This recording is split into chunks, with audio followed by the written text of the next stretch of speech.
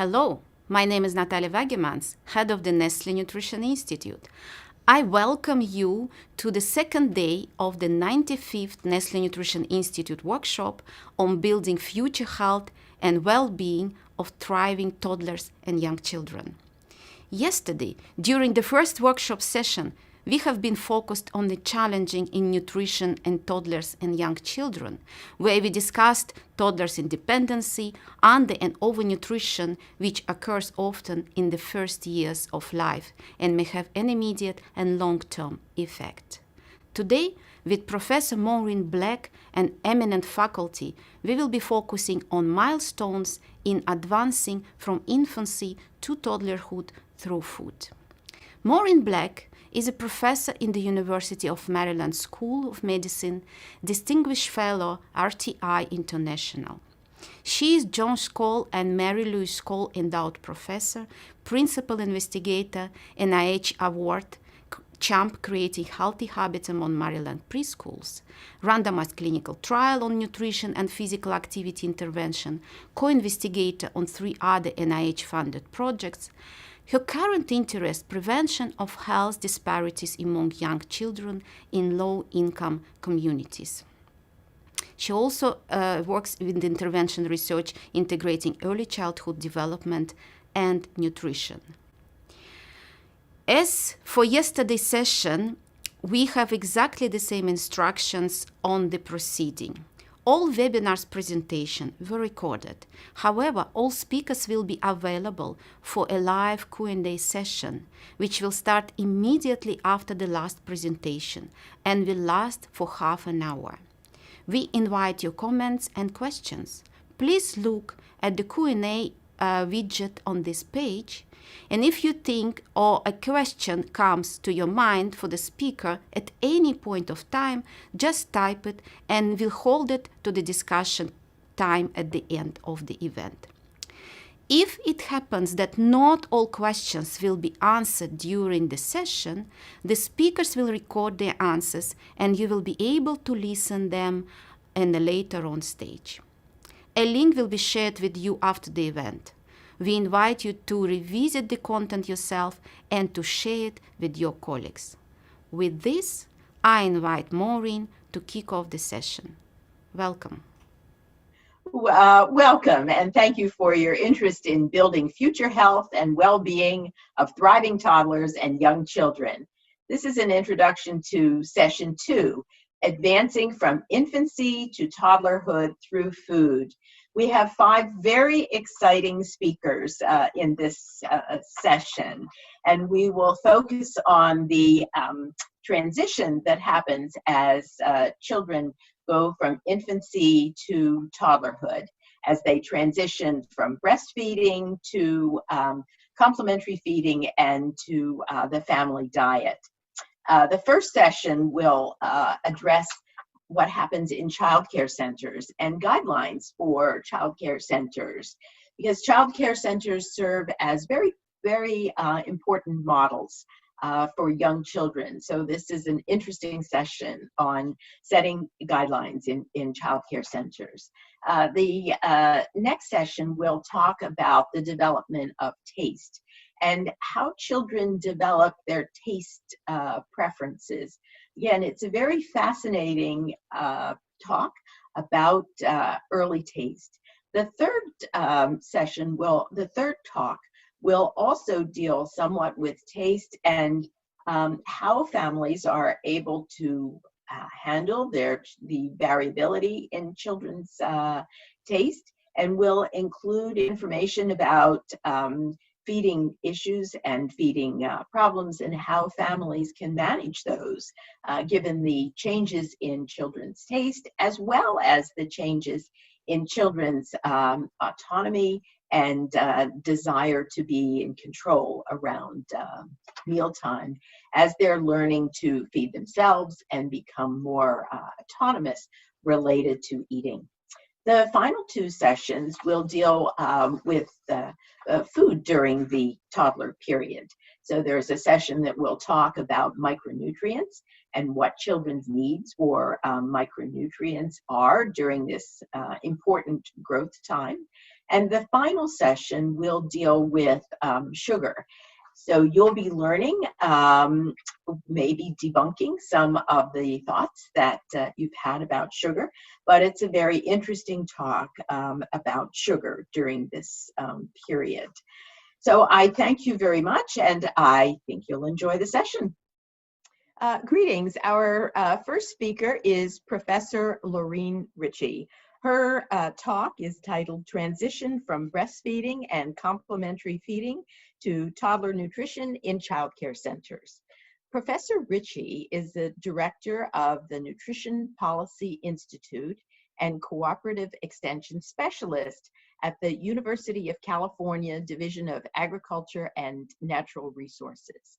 She has extensive experience in research related to pediatric nutrition and obesity prevention through programs, through policy, and through environmental change approaches. We are delighted to have her. So please welcome Professor Ritchie. Hello, my name is Lorene Ritchie. I'm the director of the Nutrition Policy Institute at the University of California, and I'm going to be talking today about transition from breastfeeding and complementary feeding to toddler nutrition and child care. For nearly 2 decades, we at the Nutrition Policy Institute have been using research to inform nutrition policy in the U.S. For example, we've conducted a series of surveys of representative statewide samples of children, allowing us to pass the first comprehensive beverage standards for child care in the nation. But a barrier we have encountered is policymakers and program administrators concerned that standards would be too difficult for child care, especially for family child care home providers.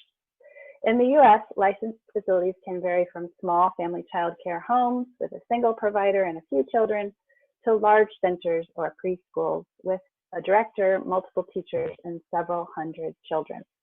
Family child care homes are particularly susceptible to having limited resources and nutrition information. And while relatively few studies have been done of them, the studies that have been have shown that they tend to have less optimal nutrition than centers or preschools. Of note, about a third of children are cared for in family child care homes in the United States, especially lower income children. So while the concern is justifiable that nutrition standards may be too difficult to implement, there are plenty of reasons to ensure optimal nutrition in these settings for the welfare of children. So what I will be sharing with you today is a process we use to develop and test the feasibility of nutrition standards designed specifically for family child care homes, in the hopes that we can inform nutrition policy in the United States and that others can adopt similar in their countries. As maternal employment has increased in the United States, so too has the use of formal state licensed childcare. Currently, about 2/3 of women who have young children are employed outside of the home. Childcare is important for nutrition for several reasons. It represents the largest institutional setting of young children, where they receive up to half of their daily nutrition and establish their nutrition habits. Over 1 in 5 children in the United States already start school overweight or obese, pointing to the need to begin obesity prevention earlier. And finally, while studies have found mixed associations between attending child care and child obesity, more time spent in child care early during the infant to toddler transition has been associated with obesity risk. So what we did was develop a standard, because there are no federal guidelines that apply to all child care settings. The dietary guidelines for Americans, so they're updated every 5 years, and they're used as the nutrition Bible, so to speak, for nutrition programs in the United States. They do not include 0 to 2-year-olds and won't until the next iteration.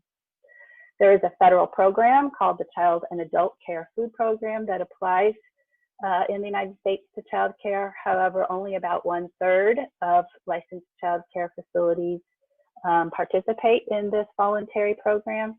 And further, the standards do not regulate foods or beverages that are not claimed for reimbursement and do not specify feeding practices. In addition, state-level requirements are incomplete and variable, inconsistent with each other, and few states have comprehensive standards.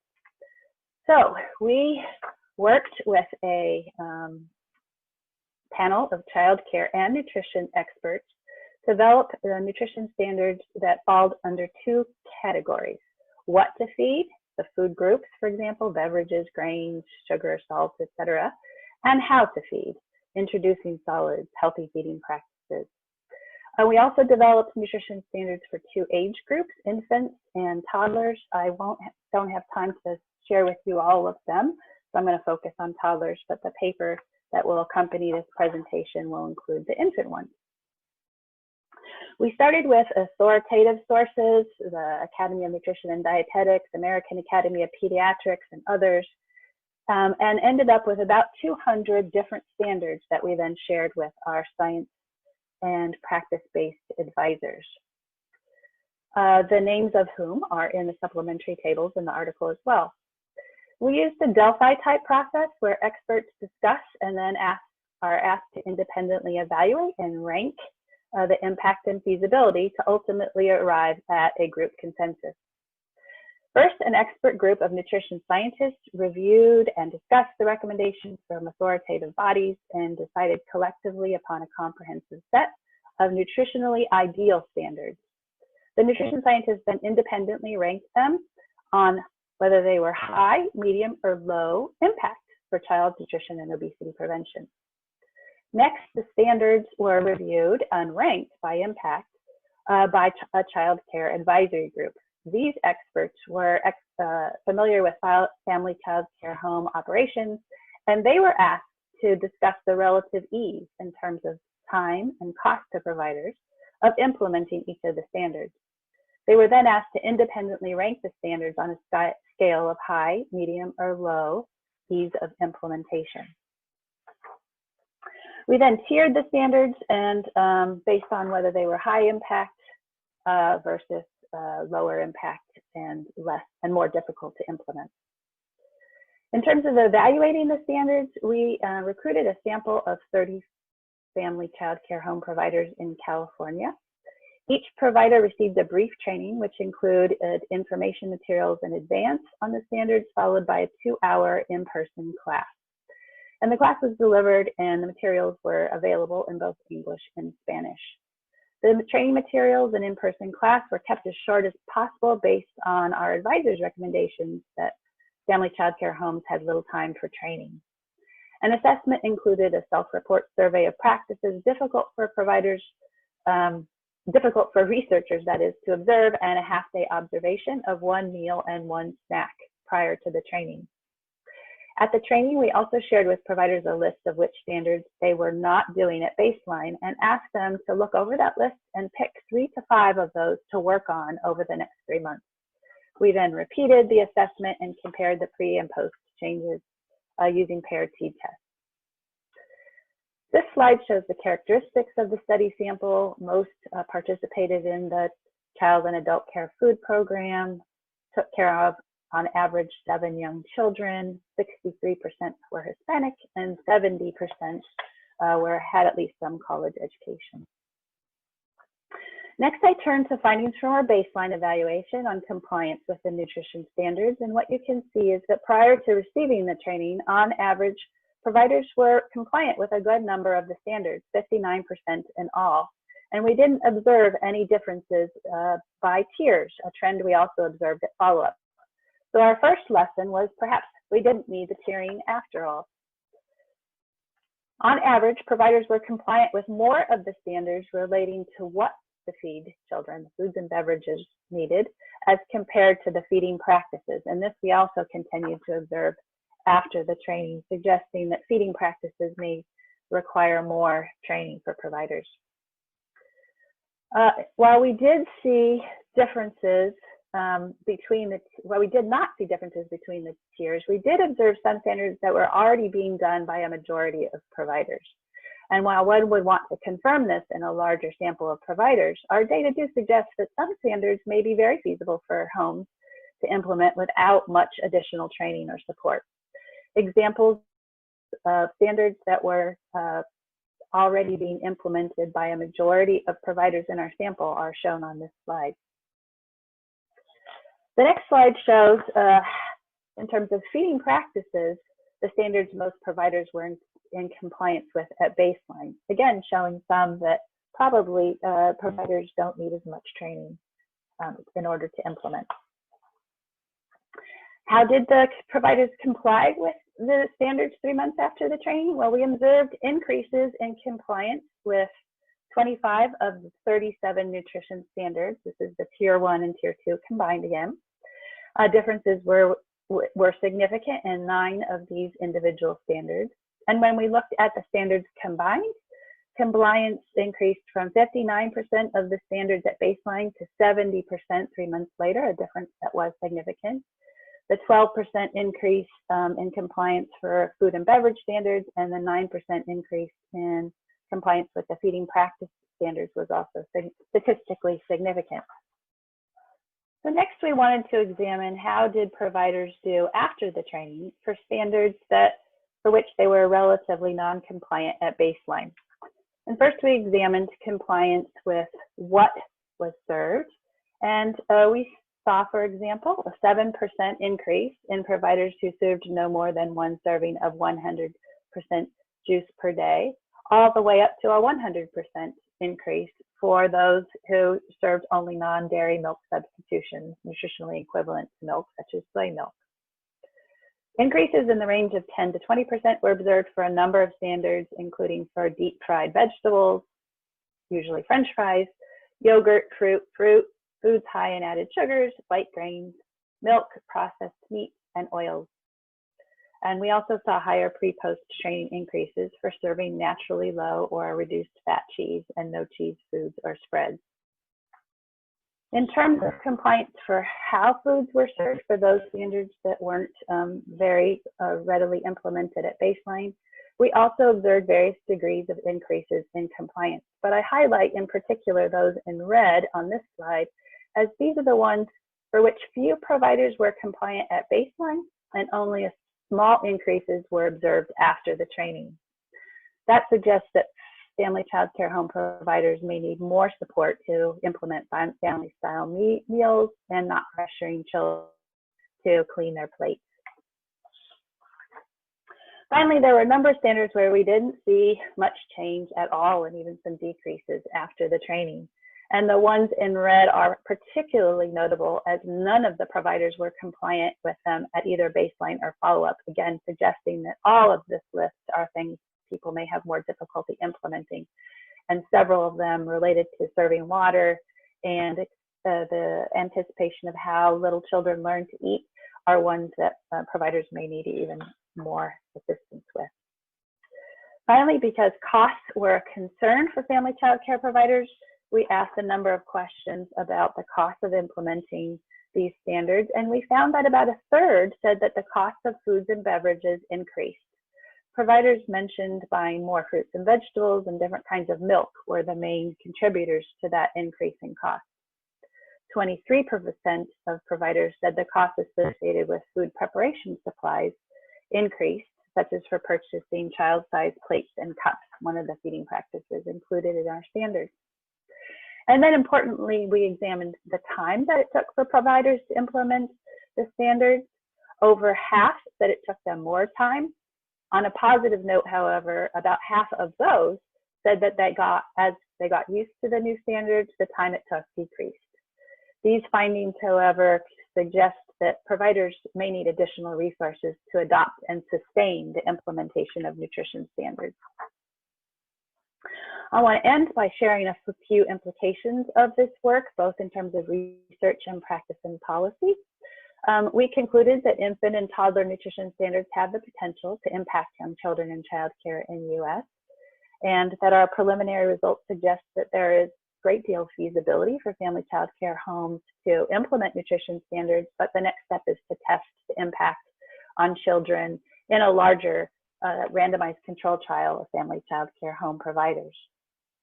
We also learned that there was no need for the tiering and that perhaps standards could be incorporated in training and technical assistance for providers and into child care site policy. And eventually we hope to inform statewide policy as well as federal policy so that there are nutrition standards across the country for family child care home providers. I'd like to end by thanking the funder for this project, the David Lucille the Packard Foundation, as well as my colleagues who contributed to this work. And I thank you for your attention. Our next speaker is Professor Catherine Forstell. Professor Forstell's talk is entitled, "You Are What Your Parents Eat: Parental Influences on Early Flavor Preference Development." Professor Forstell is an associate professor in the Department of Psychological Sciences at William and Mary in Virginia. She has extensive experience in early taste development from her work in Nova Scotia and her work and postdoctoral fellowship at Manel Chemical Senses in Philadelphia. Please welcome Professor Forstell. Good morning. Today I'm going to be talking to you about the children's early sensory experiences and how they interact with innate predispositions in the development of lifelong flavor preferences. As we all know, parents and caregivers face the difficult challenge of providing children with a balanced diet that promotes healthy growth and development. The USDA recommends that families meet this challenge by feeding children a diverse, nutrient-dense diet that contains a variety of healthy foods such as fruits and vegetables. However, children's diets in many parts of the world fail to meet these recommendations. For example, similar to adults, children's consumption of fruits and vegetables in the US is well below recommended levels. This is a serious public health concern because we know that eating habits developed in childhood track into adulthood, and poor dietary habits are a risk factor for several diseases, including type 2 diabetes and hypertension. However, as many parents lament, ensuring that their children's diets meet dietary recommendations is difficult for a number of reasons, not the least of which is that children tend to dislike vegetables and prefer sugar-sweetened fruits and foods and beverages. So, how do we work with parents and children to help children develop healthier eating habits? And the first step is understanding the development of children's sensory systems. Over the past couple of decades, our understanding of the infant's flavor world has expanded substantially. We now know that children live in a very different sensory world from adults. In this presentation, I'm first going to talk about the chemical senses and how these sensory capacities work and when they develop. And then we're going to discuss infants' responses to basic tastes with a focus on sweet and bitter. And finally, we'll discuss how early experiences with tastes, odors, and flavors can shift inborn preferences. Flavor is a powerful determinant of human consumatory behavior. Although in everyday language, the terms flavor and taste are often used interchangeably, flavor refers to the integrated sensation that arises from the combined input of taste, olfaction, and chemosensation. On this slide, we can see that while taste consists of about 5 different sensations, sweet, sour, salty, bitter, and savory, smell experiences are much broader, consisting of 1,000 or more different odors. Chemosensation, which consists of sensations such as temperature, cooling, tingle, is also an important contributor to flavor. However, in this talk, we're going to focus primarily on the senses of taste and odor.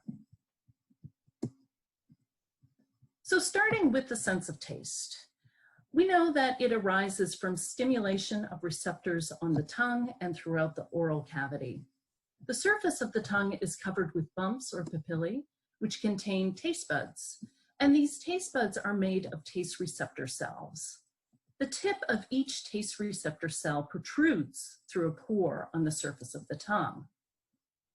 Receptors bind taste molecules in a lock and key mechanism and activate the taste cell to send an electrical message to the brain. Now clearly, if that was all that was going on when we ate a meal, we would experience a very bland diet. But fortunately for us, at the same time that the receptors on our taste buds are detecting these basic tastes, our olfactory system is stimulated by the smell of the food. There are two major routes through which this occurs. The orthonasal route comes from the food on our plate and in through our nostrils. The other pathway, which is known as the retronasal route, reaches the olfactory bulbs from the food that we are chewing in our mouths. Rather than coming in through our nose, these odors travel up through the back of our nasal passages to reach our olfactory bulbs. Receptors from our olfactory epithelium and taste buds send messages to our brain where they converge with information from our taste system to provide us with the perception of flavor. So you can see that flavor is much more than merely taste. And I'm sure you can remember a time when you previously had a cold. During these times, our nasal pathways are blocked, which essentially prevents odors from reaching our olfactory pathways. As a result, we often complain that our food has no taste, but in fact, it has no odor. And so you are only able to detect the basic tastes of the foods. Now that we have an understanding of how the chemical senses combine to provide us with flavor sensations, let's move on to talk about the ontogeny of flavor preference development in childhood.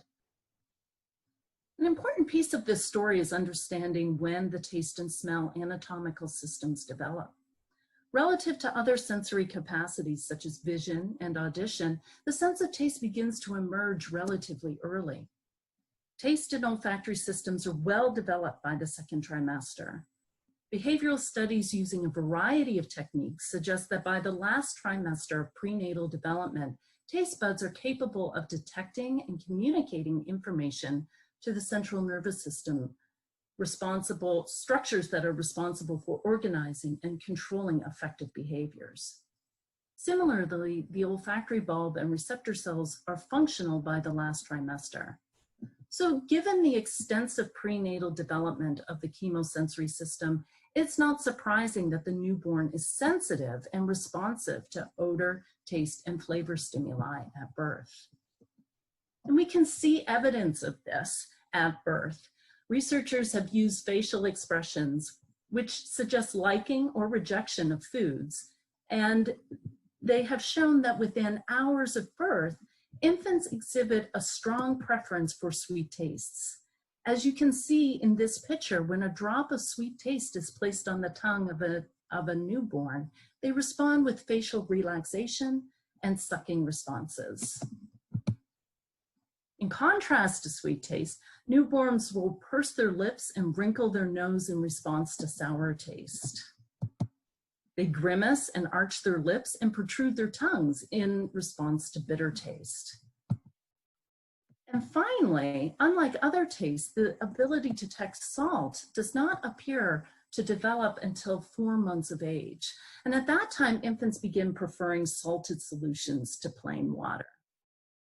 These reactions to taste stimuli appear to be universal in humans.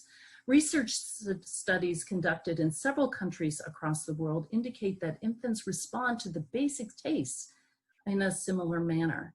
And this suggests that these preferences are innate reactions that are not learned. It is also important to note that the heightened preference for sweet taste that we observe in neonates continues throughout childhood and into adolescence.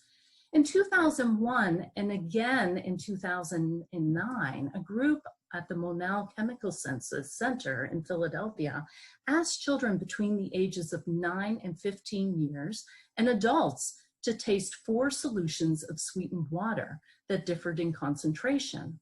And here we have their most preferred level of the sucrose concentration.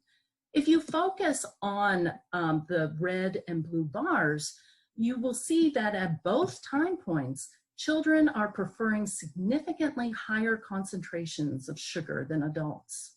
And this demonstrates the heightened preference for sweet tastes that we see in childhood. Just as we saw for the newborn, the dislike for bitter taste is in stark contrast to the infant's response for sweet taste. Here we see an infant trying her first taste of a green vegetable. And I think her face says it all. For some of us, this dislike of bitter taste and bitter green vegetables will continue throughout our lives, and to some extent is dependent on our bitter taste receptors. Some people are much more sensitive to bitter taste than others. From an evolutionary perspective, these responses serve important biological functions. In nature, bitterness is often associated with toxins, whereas sweetness is associated with readily available calories from carbohydrates. And although this may seem adaptive, in today's obesogenic environment, children's basic biology predisposes them to favor foods and beverages that are high in sugar content and dislike bitter tasting foods such as bitter green vegetables. If this is the bad news, the good news arises from our knowledge gained from experimental research on how beginning very early in life, sensory experiences can shape and modify flavor and food preferences. In the last section of this talk, we will discuss the multiple routes by which flavor learning occurs throughout development. Given that the olfactory and taste systems are functional before birth, the developing fetus is exposed to a rich sensory environment that is constantly changing within the womb. This is because the odor and flavor of the amniotic fluid reflects the diet of the mother. This has been shown in studies which amniotic fluid samples were obtained from pregnant women undergoing routine amniocentesis. Some of these women consumed garlic capsules prior to the procedure, whereas others consumed placebo capsules. Randomly selected pairs of samples, one from a woman who ingested garlic and the other from a woman who ingested placebo capsules, were then evaluated by a sensory panel of adults. The odor of the amniotic fluid obtained from women who had ingested the garlic capsules was judged to be stronger and more garlic-like than the samples collected from women consuming placebo capsules. Other research has shown that this effect generalizes to other foods and substances that the mother may ingest or inhale throughout pregnancy. These experiences continue after birth if the mother chooses to breastfeed. Research has shown that, like amniotic fluid, the flavor profile of breast milk also changes to reflect the mother's diet. As a result, children who are breastfed are exposed to a wide variety of flavors throughout pregnancy and their first year or two of life. And these flavor experiences are unique for each infant and reflect the culture and cuisine of the mother. This is in contrast to formula-fed infants who are fed milk that is invariant in flavor and does not reflect the cultural cuisine of the family. Because most animals, including humans, have an innate tendency to reject new flavors when they taste them for the first time, this pre-exposure of various flavors helps children to avoid the problem of novelty rejection once they start eating solid foods. Over the long term, exposure to flavors in amniotic fluid and breast milk may serve to heighten preferences for these flavors. Not only do children detect the flavor profile of amniotic fluid and breast milk, but they also form memories of and learn about these flavors through early sensory experiences. This has been demonstrated in an experimental investigation in which two groups of pregnant women drank either carrot juice or water during pregnancy and lactation, and a third group didn't drink carrot juice at any time. About 4 weeks after mothers had introduced cereal into their child's diet, experimenters assessed infants' responses to carrot-flavored baby cereal compared to plain cereal. And what they found was that infants who had been exposed to the flavor of carrots during pregnancy and during prenatal development ate more of the carrot-flavored cereal than infants who were not exposed to the flavor of carrots. These infants also appeared to enjoy the carrot-flavored cereal more, according to the mothers. Our research and that of others has shown that infants continue to learn about flavors after they are introduced to solid foods. Repeated exposure to a food such as green beans or to a variety of vegetables leads to increased consumption and liking of green beans. Moreover, we also found that after repeated exposure to green beans or vegetable variety, infants express fewer facial expressions of distaste. As I close my talk, many of you might wonder whether these early experiences that occur during fetal life, breastfeeding and weaning, have long-term effects on food preferences. And although there have been few longitudinal studies that have been conducted, data shows that fruit and vegetable intake in school-age children can be predicted by mothers' preferences for healthy foods and therefore her dietary habits during pregnancy and early development, how long she breastfeeds her child, and the types of foods she feeds her child once she introduces solid food.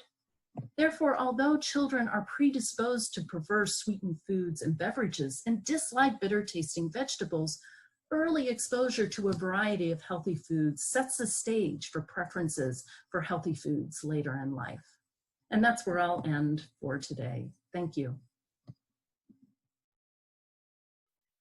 Our next speaker is Professor Susan Johnson, and the title of her talk is Introducing Hard-to-Like Foods to Infants and Toddlers, Perspectives from Moms and Young Children.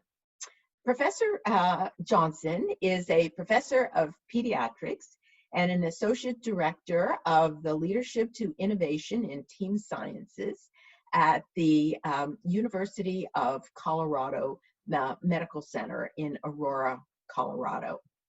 She's also the associate editor of the Journal of Nutrition, Education, and Behavior. Professor Johnson has extensive experience and research on the development of children's eating behavior and weight outcomes and the impact of the mealtime environment. We're delighted to have Professor Johnson with us. Please welcome her. Thanks for the opportunity for giving a talk today on the topic of introducing hard-to-like foods to infants and toddlers. First, I'd like you to picture this. A mom has gone to the store. She's bought a particular food that she's interested in introducing to her 20-month-old son. She buys the food, she goes home, she cooks it, she prepares it, she blends it up for her child and is so excited to offer it to them. And the child explodes in a temper tantrum and cries, "No!" And that's the end of it. Imagine how that mom is feeling. And also imagine how the child is feeling. I want to talk to you today about both mothers' and children's perspectives when each is trying to take on learning to accept a novel food. I like this photograph because I think it says quite a lot about it. It's a long and very winding road. I want you to take a moment and consider for yourself, do you believe that food preferences are inborn, or are they made by experience? Or perhaps a little bit of both. So just take a moment and think about that. I'm going to suggest to you that it's a little bit of both. That there's both an inborn piece where we understand that we have reflexive responses to certain tastes. Most babies, when they taste something sweet, start to smile. And if it's sour or bitter, they're more likely to grimace or gape. On the other hand, we know that exposure to new foods and experience that's positive with them can lead to acceptance and learning to regulate in the face of that new experience of a novel food. There are also environmental factors, like does the family have access to different kinds of foods and availability given to the child? Culturally, is it part of their food lexicon and what they're used to serving? And there are also individual level factors at the level of the child. Some children are just more reluctant to try new things, including foods, than others, and others are surgent and very excited to try everything new. There's the limitation that can be imposed by SES, how much money and availability is in the area for each family to be able to purchase and potentially waste new foods. How do parents eat themselves? And what are their feeding practices for their children and their beliefs about the proper way to feed children? Each of these has an impact on how food preferences are determined. I'm going to suggest to you that another piece that comes up, especially during the period of complementary feeding, is how much development is exploding during the time of 6 months of age to 24 months of age, when we first start introducing children to different foods that the family eats. Children grow and develop, they gain motor control, and they begin to have the ability to self-feed. They also start having a really high desire to do everything for themselves, and food refusal tends to increase over that time period. Children start eating less. They're not as hungry. And this can lead to significant parental confusion. Is it that they're just not hungry? Do they not like the food? Are they having a bad day and displaying their independence? Are they ill or are they teething? All of these signals can complicate child feeding during this time period. And if that weren't enough, the trait of neophobia, or that reluctance to try new foods, begins to emerge during that exact same time frame. I would summarize by saying during that time, feeding's just not much fun. And parents and caregivers are faced with doing that not so fun task many times each day. To think about a model of how all those different components go together in influencing children's food acceptance patterns, I've displayed one such model here that we've developed. It takes into account that there are specific child traits as well as environmental inputs into whether or not a child is actually even exposed to a target food. Once that decision is made to offer that food, exposure can occur once, it can occur many times, but is necessary for producing familiarity. And familiarity, learning about that food and coming to trust that food, is really what seems to influence children's willingness to try, along with sensory learning, feeling it, touching it, smelling it, licking it. And all these things go into whether or not a child develops a preference for that particular flavor in food. Not to mention the fact that the emotional tone of the experience in which children have these different interactions with food all play a part as well. And all of this has to happen in child learning before children significantly increase their consumption of a target food. I think sometimes, though, we skip a lot of those steps, that parents may not be necessarily aware of them, or in our rush or excitement to have them try something new, we go straight from the target food expecting a lot of consumption. And that's where things begin to fall apart from time to time. We know that repeated exposure works. We in the laboratory and in academics and in the professional setting know it works. But we don't know that much about what moms know and what they think about it and what they do when children reject a food. And so we undertook what we call the Persistence Project to try to understand that experience of food rejection from the standpoint of the mom or the parent or the caregiver that has the responsibility and the opportunity to repeatedly expose a child to a food that they're rejecting. When we asked parents in an online survey, and this was about 200 parents in a convenience sample, what you see is kind of a bimodal distribution on this graph, where there are parents who expose their kids somewhere around 3 to 5 times to a food that gets rejected. And there are those that are clearly getting the message that most of us know about, that it may take as many as 8 to 10 or more exposures before children learn to like something. I kind of grouped these parents into 4 different categories. They're the people I call the let it go or the one and done. They do it one time. If the child doesn't like it, it's over. They move on to something else. There are parents who hang in there for a while, but maybe not enough times for exposure to really have significant effects. There are those who've clearly gotten the message, the 8 to 10 exposure people.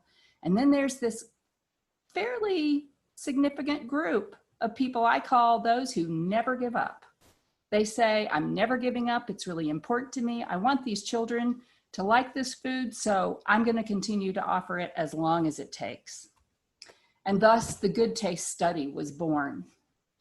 We were interested in bringing parent-child dyads into the laboratory during that tricky period of 6 to 24 months of age to observe maternal interactions in response to offering foods that are difficult to learn to like, in this case, a dark green vegetable.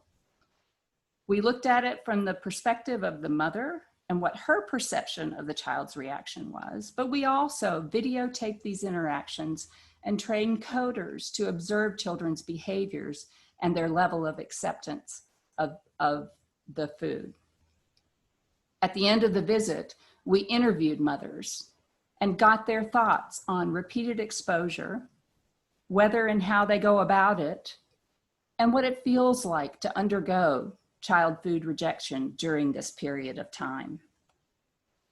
This gives you an idea of the things that we ask moms to offer their young children.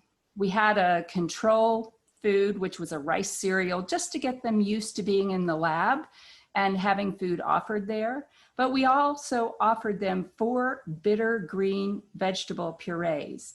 And in this case, it was pureed kale that we asked them to offer their child.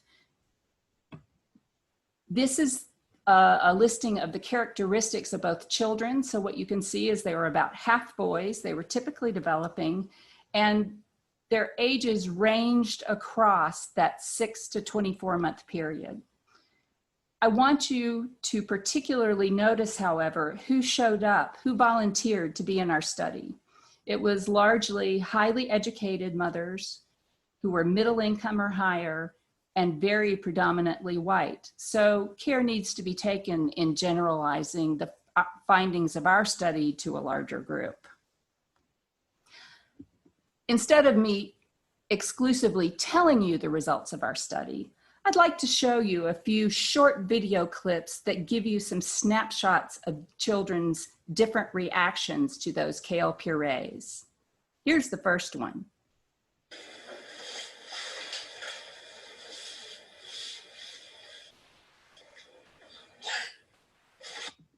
Clearly, this was a good response. This child loved this food and ate every bite willingly and with anticipation, with a high rate of acceptance. Let's take a look at the next one. You ready? Wow.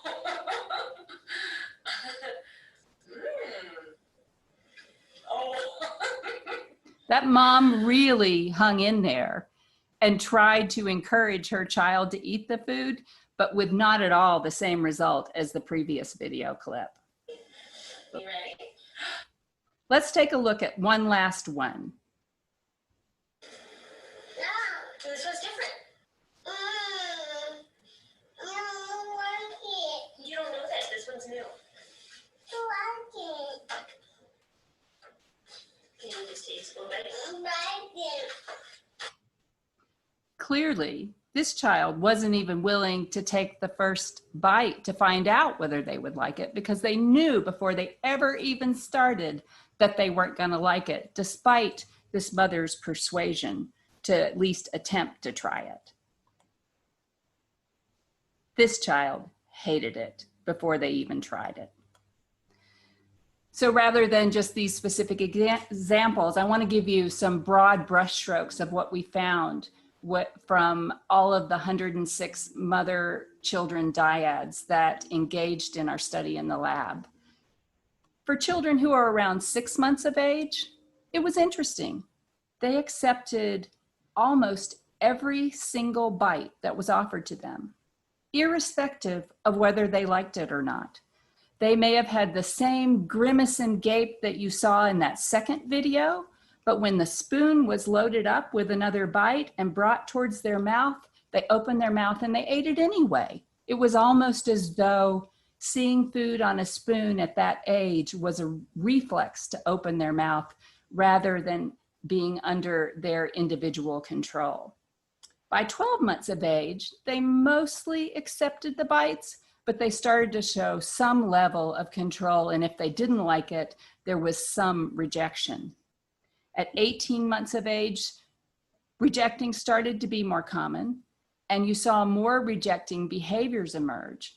Children had enough motor control to dodge away from the spoon, to bat the spoon away, to cry and to vocalize when they didn't like things. And by 24 months of age, it was often rejected, and rejecting behaviors were quite prevalent. So clearly there was an age-related effect in children's responses to tasting these bitter green vegetables. Now let's look at it from the mom's standpoint. Maternal ratings of how much she thought her child liked it correlated quite highly with her intention to reoffer the kale. If her child displayed some liking, she was going to say that she was going to offer this food again. And as you can see, about 2/3 of the mothers said it was likely or very likely that they would offer this food again. So the majority responded decently to it. Child liking and intention to reoffer was negatively associated with the behaviors that you might expect. The children avoiding the spoon, crying, or spitting out the kale in particular. And it was positively associated with the number of successful bites or the amount that children ate and how quickly and rapidly they ate it. So experimentally, getting your child to eat and having your child like the food is what counts for moms. When we talked to mothers in our qualitative brief interviews afterwards to find out what they knew about repeated exposure and what their priorities were for feeding their children, moms told us they know about repeated exposure. They know that you should offer a food more than once to try to encourage your child to like it, but they don't think of it the same way that we as scientists or professionals think about repeated exposure. They say if a child rejects a food, they'll just take a break. Or alternatively, they'll fix that food in a different fashion. Interestingly, moms also reported that they believed that taste buds change. We heard this over and over again, that since taste buds change with development, they believed that one day their child would wake up and like these foods because of the taste bud change. And I think that's fascinating. There doesn't seem to be any support in the literature that I can find for taste buds changing. And then mothers reiterated what we heard in the survey. Some mothers said, I don't have time to waste on foods that my child doesn't like. So if they don't like it the first time, I'm moving on. And we had a spectrum of replies all the way up to, this food's important to me, this is what our family eats, they're gonna eat what we eat, and I'm never giving up. So the number of times that mothers are willing to hang in there to offer a rejected food varies considerably across individuals. Mothers' priorities for feeding is that they want feeding to be a happy experience. And I'm going to tell you that by the time the child is 18 to 24 months of age, it's not that happy, at least when you're offering a difficult to like food. But having it be happy is important to mothers. Getting children to eat enough to be healthy and to grow well was very important to them, and that the foods that they offer to them should supply good nutrition. Those are mom's priorities. Interestingly, when we asked mothers how they feel when their child rejects a food, what they told us was that it was just sort of a fact of life. Most were fairly indifferent to it. Now, we did have some people who said it was kind of amusing, And on the other end of the spectrum, it was annoying and frustrating and saddening. But most replied, well, it's just how it goes, and I'm optimistic that if I hang in there, it'll change someday in the future. So it's not as negative of an experience as we might have imagined. In closing, I think there's some things for us as a profession to think about in helping mothers translate what we know about in the lab about repeated exposure into viable methods that will work for them to use at home. The first thing I think we ought to think about is, what does it mean to be responsive when a child clearly doesn't like a food? What are responsive reactions to that on the part of mothers? Do you just ignore it and keep offering it, particularly when they're young and they're likely to take another bite anyway? Do you distract them with something else? Do you just take away the food and give them something that they like better? I think that last circumstance often happens. And what we know from the child development literature, at least in terms of developing self-regulation of emotion, is that children who were 18 months of age and had moms who tried to make it all better when the child was upset about something or tried to remove something that was disappointing, at 30 months of age, those children displayed lesser self-regulation than the others who had mothers who, when they were younger, either were very dispassionate about the situation or let the child calm down on their own. I think this has interesting implications for how children respond to novel foods. Perhaps they have to learn to tolerate the fact that not everything tastes great the first time that they encounter it, and that is part of the learning. Another thing to think about is it effective to take a break? In repeated exposure experiments in the laboratory, we don't talk about taking breaks, and we certainly don't talk about fixing the food in different ways, because we think once you fix it in a different way, it's really a different food for the child. So is taking a break effective? And if so, what interval should that be?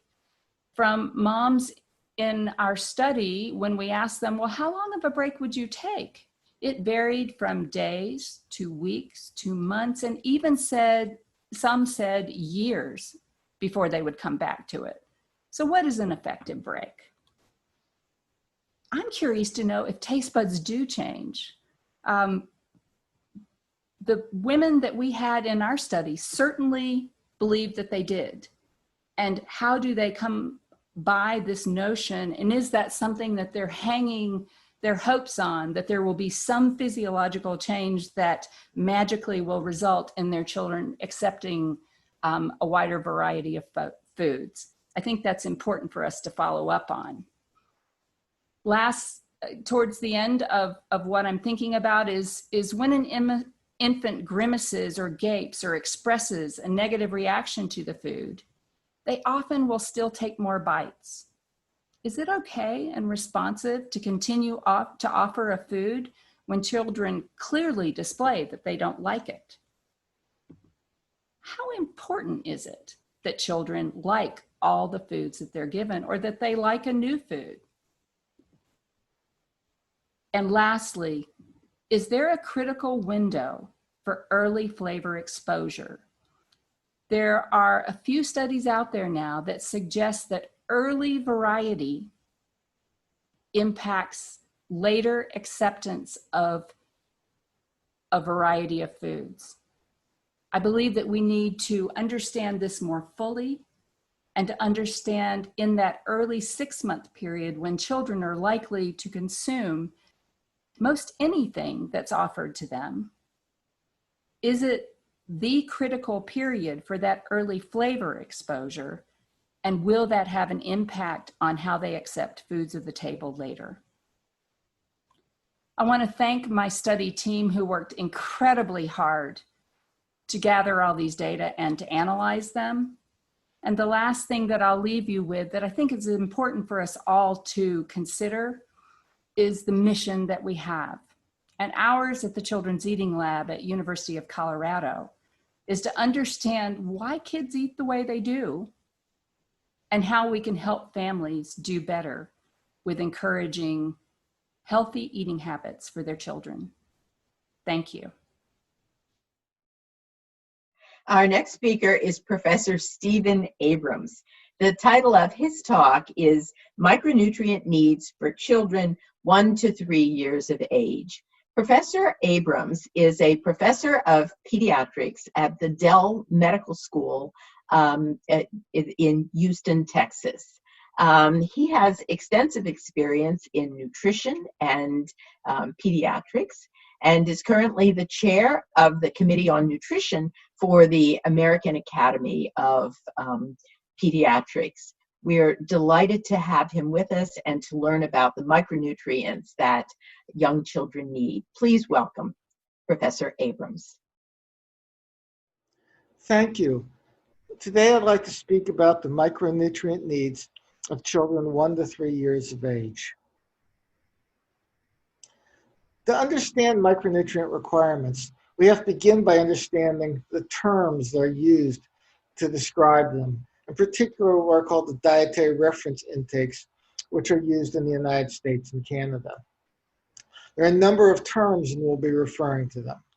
The first is the estimated average requirement. This is the value or the intake needed to meet the needs of half or 50% of all individuals. More widely known as the term recommended dietary allowance, RDA. This is the recommended daily level of a nutrient needed to meet the needs of almost all in a specific age and gender group. We also have the terms adequate intake. An adequate intake is a single value that's when there's not enough data to reflect to develop an EAR RDA. It's also used to reflect the intake of breastfed babies. And then there's the tolerable upper intake level, which is the maximum long-term intake that most likely will not pose a risk for health problems for almost all healthy people in that age and gender group. It is not a target intake. So let's begin by looking at iron. So I want to begin by discussing the derivation of the iron requirements in the 1 to 3 year old toddler group. In this age group, the median requirement for iron that's absorbed into the body is 0.6 milligrams per day. The 97th percentile of requirements based on growth and losses is 1.2 milligrams per day. Most of this requirement, 60%, is what's needed for basal losses, not actually for body growth. In calculating the iron requirements, an assumption of 18% of dietary iron is assumed to be absorbed. In the United States, then, this led to an EAR, an average requirement of 3 milligrams per day, and an RDA, and some slight rounding was used, of 7 milligrams per day. The European Food Safety Authority came up with an adequate intake, which is similar to an EAR, of 5 milligrams per day, and a population reference intake, which is similar to an RDA, of 7 milligrams per day, the same value that's used in the United States and Canada. So let's now take a look at the recent data about the usual intakes of iron in small children. There are several studies in both the United States as well as those in other countries which are listed here. What they show is that intakes in the United States, Mexico, and even in Australia are approximately 7 to 10 milligrams per day, or value that's at or above the RDA, suggesting that for the most part, intakes for toddlers were adequate. In the Philippines, however, a national survey suggested that average intakes were well below that amount, leading to some concern. When you look at these data from the United States more carefully, and then one looks at the percent below the EAR and the RDA, then overall, although virtually no one was below the EAR, only 0.4%, about a quarter of toddlers were below the RDA intake for iron. This suggests that even though average intakes are reasonably acceptable, that there remains a substantial portion of infants who have intakes that are below the RDA. Of note is that the incidence of intakes below the RDA was higher in Mexican Americans compared to non-Hispanic whites or even non-Hispanic Black populations. So what are some of the factors that affect iron absorption? There are specific enhancers of iron absorption, which include heme iron and vitamin C. And notably, there are significant inhibitors of iron absorption, which include phytates, iron-binding phenolic compounds such as tannins, and calcium. In considering iron bioavailability, although the values for the EAR and IDA are based on specific values of iron absorption fraction that was 18% on the average, it's important to note that the type of iron and the source of iron can really make a big difference in whether or not the iron is absorbed. In this study, if one looks at the 58 iron absorbed, whether or not it was ferrous fumarate or iron EDTA or ferrous sulfate made a large difference. So ferrous sulfate absorption was 7.9%, ferrous fumarate was 2.4%, and reduced iron, even with sodium EDTA, was only 1.4%. So in looking at populations, one has to consider the source of the iron as well as whether or not the other components of the diet. So to summarize some current considerations regarding iron. In industrialized countries, the intake from most small children matches the published requirements. This may be less true for non-industrialized countries, and significant shortfalls in populations, including those with anemia, persist in all parts of the world. The huge variation in iron bioavailability from dietary sources indicates that the use of one population standard for targeted iron intakes may not be useful, and vigilance is needed to identify individuals or populations with low bioavailable dietary sources who are therefore at risk for iron deficiency, despite what might seem to be an adequate total iron intake. I want to move now from iron over to zinc. In zinc, the calculation of zinc requirements is based on a method called the factorial approach. In the factorial approach, what's determined is the total amount of a nutrient such as zinc, which is required for growth, and then the amount that's in the diet, the amount that's absorbed, and the amount that are lost through feces and other sources are then calculated. In the specific case of zinc for toddlers, I'm showing here the calculation. The factorial calculations is done by the European Food Safety Authority. In this case, the average requirement of 3.6 milligrams per day was determined by looking at the zinc needed for growth, which is 0.131 milligrams per day, calculating an absorption fraction, and then the losses in fecal and urine and sweat to get the 3.6 milligrams. This calculation by the European Food Safety Authority assumed 30% bioavailability of dietary zinc, which is an average bioavailability and is somewhat diet dependent.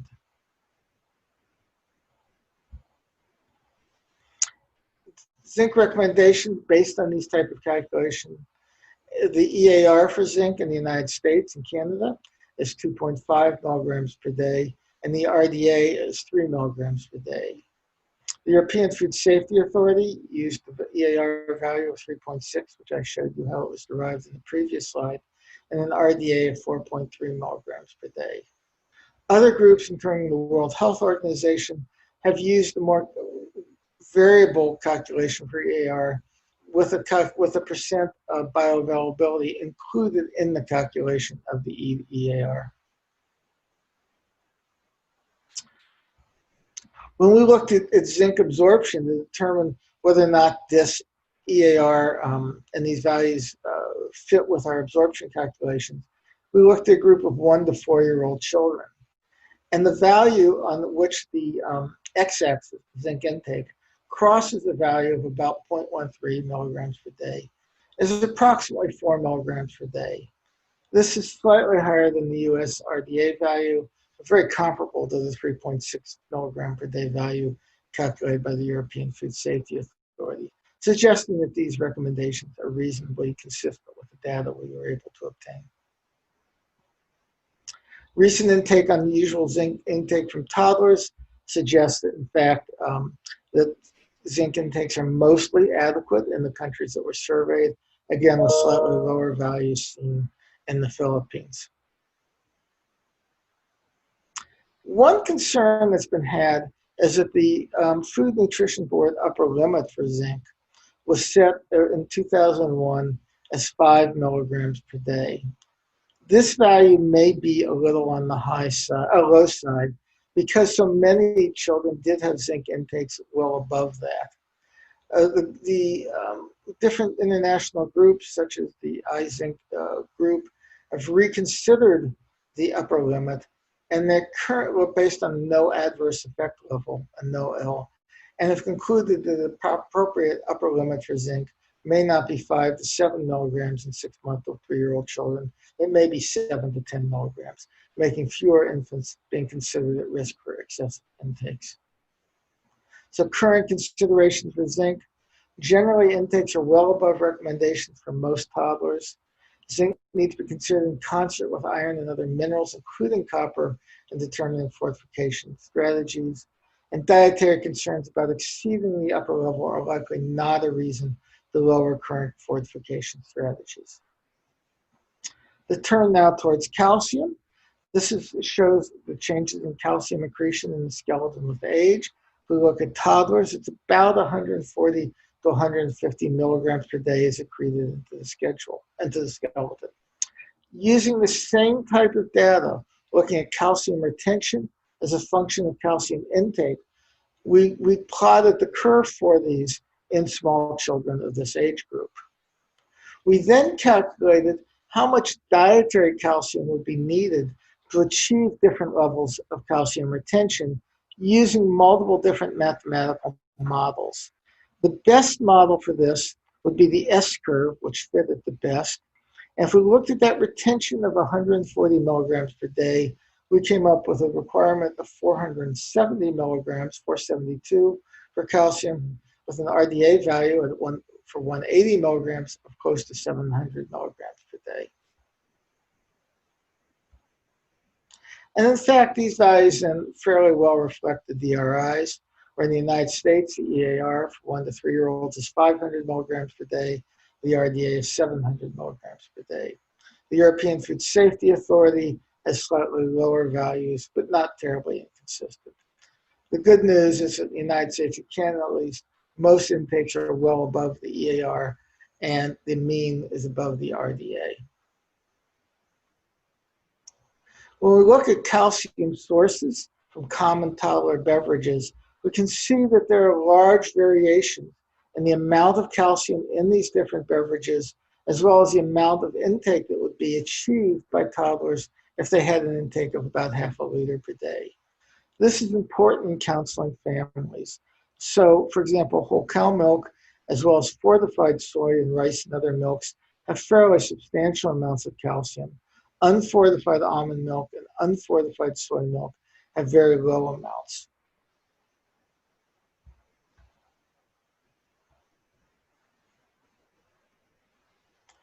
So the current considerations for calcium are that the likely average physiological need is about 300 to 400 milligrams per day. This is easily achieved with a diet that includes dairy or fortified plant or other beverages. Breastfed toddlers should have adequate solid food or other dietary sources of calcium. One needs to be aware of this issue, especially in vegan or other more restrictive diets. The last nutrient I want to consider is vitamin D, which of course is a little different than the minerals. And I wanted to talk about initially the Cochrane systematic review, which showed that there's no overall benefit to vitamin D supplementation in those who had a normal vitamin D level. Those with a very low vitamin D level, less than 14 nanograms per ml, did have some benefit. These results do not support vitamin D supplementation to improve bone density in healthy children with normal vitamin D levels, but suggest that supplementation in deficient children may be clinically useful.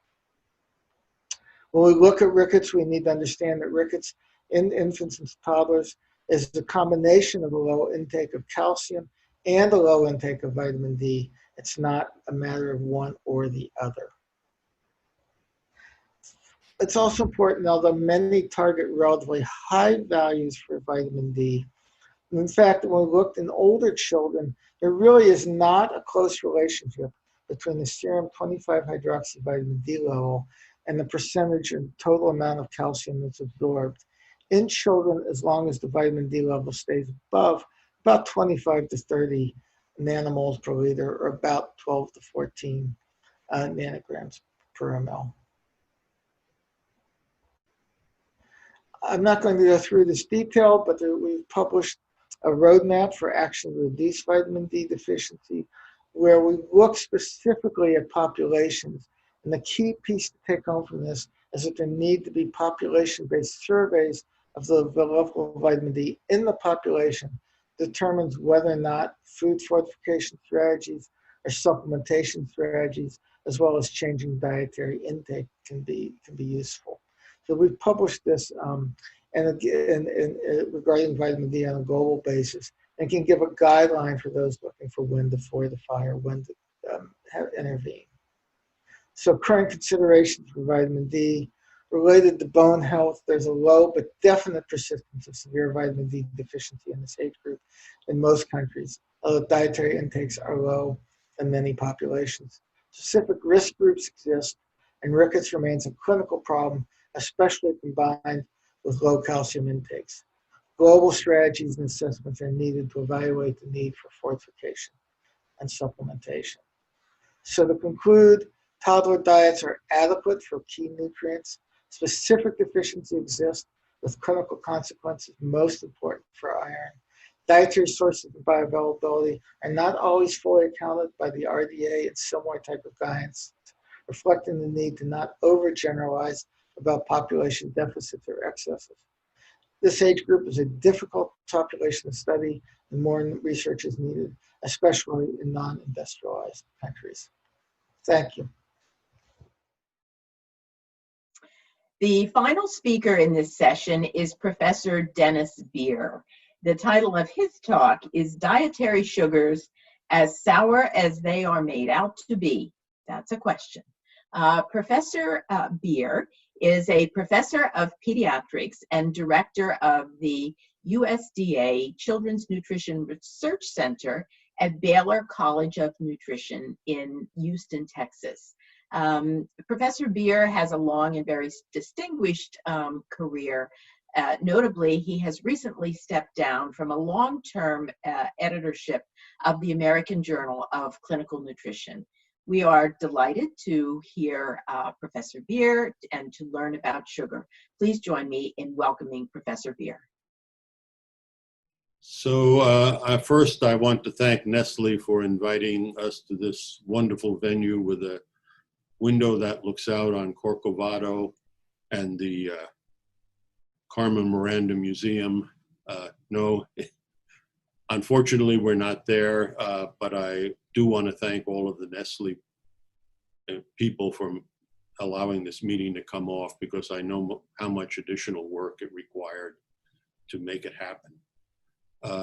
Secondly, I want to mention that this is a very short talk. So I am going to present a variety of concepts, but only a few real numbers, and very briefly summarize a lot of studies. I can assure you that the supporting data to support most of these studies is extensive. And if we had several hours to discuss it, I would show all of the supporting data, but you have to take my word that for the concepts that I'm presenting, there were really quite a lot of supporting data. First thing we need to do is to deal with disclosures. And the fact is, I've been doing this for more than 50 years, and I've consulted for governments and non-government organizations and a host of academic societies and disease-oriented associations, a whole bunch of food and drug companies and industry trade organizations. So I'm completely conflicted. Now, I would like to say that because I've extended my vectors in all these different directions, the net vector is 0. That is, I don't think that I have any particular bias in any one direction or another, and I'm not going to talk about any particular foods. The other thing I'm not going to talk about is good nutritional practices. So, like any other macronutrient, sugar should not be consumed in amounts that interfere with satisfying the requirements for adequacy of the other essential nutrients. This is not just for sugars, it applies to all macronutrients. No macronutrient, whether it's dietary fats, proteins, carbohydrates, or sugars, should be consumed in amounts that lead to excess energy storage. That is, one should not be overeating any nutrient, including sugars. So this talk is going to focus on whether or not sugars per se have all of the bad characteristics that are commonly attributed to them. And as I think I may have alluded to in the beginning, this is a somewhat controversial subject, except maybe it's not, because I think the nutrition community has already established what they believe the answer is, and I think I'm the only pediatrician left on the side that says, well, maybe one should look at this more carefully or more calmly. So we're used to thinking about essential nutrients from the perspective of whether or not one needs to take them in the diet.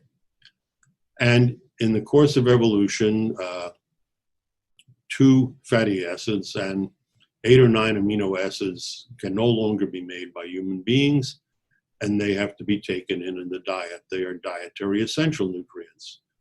But humans can make every sugar that's necessary for life. In other words, from Mother Nature's perspective, sugars are the most essential nutrients because Mother Nature has not allowed adequacy of sugars for metabolism to be left for chance by what happens to be in the diet. Now, does this make any sense if sugars were inherently toxic? Why would Mother Nature retain the ability to make the toxic substances and leave the others out for chance? It makes no evolutionary sense.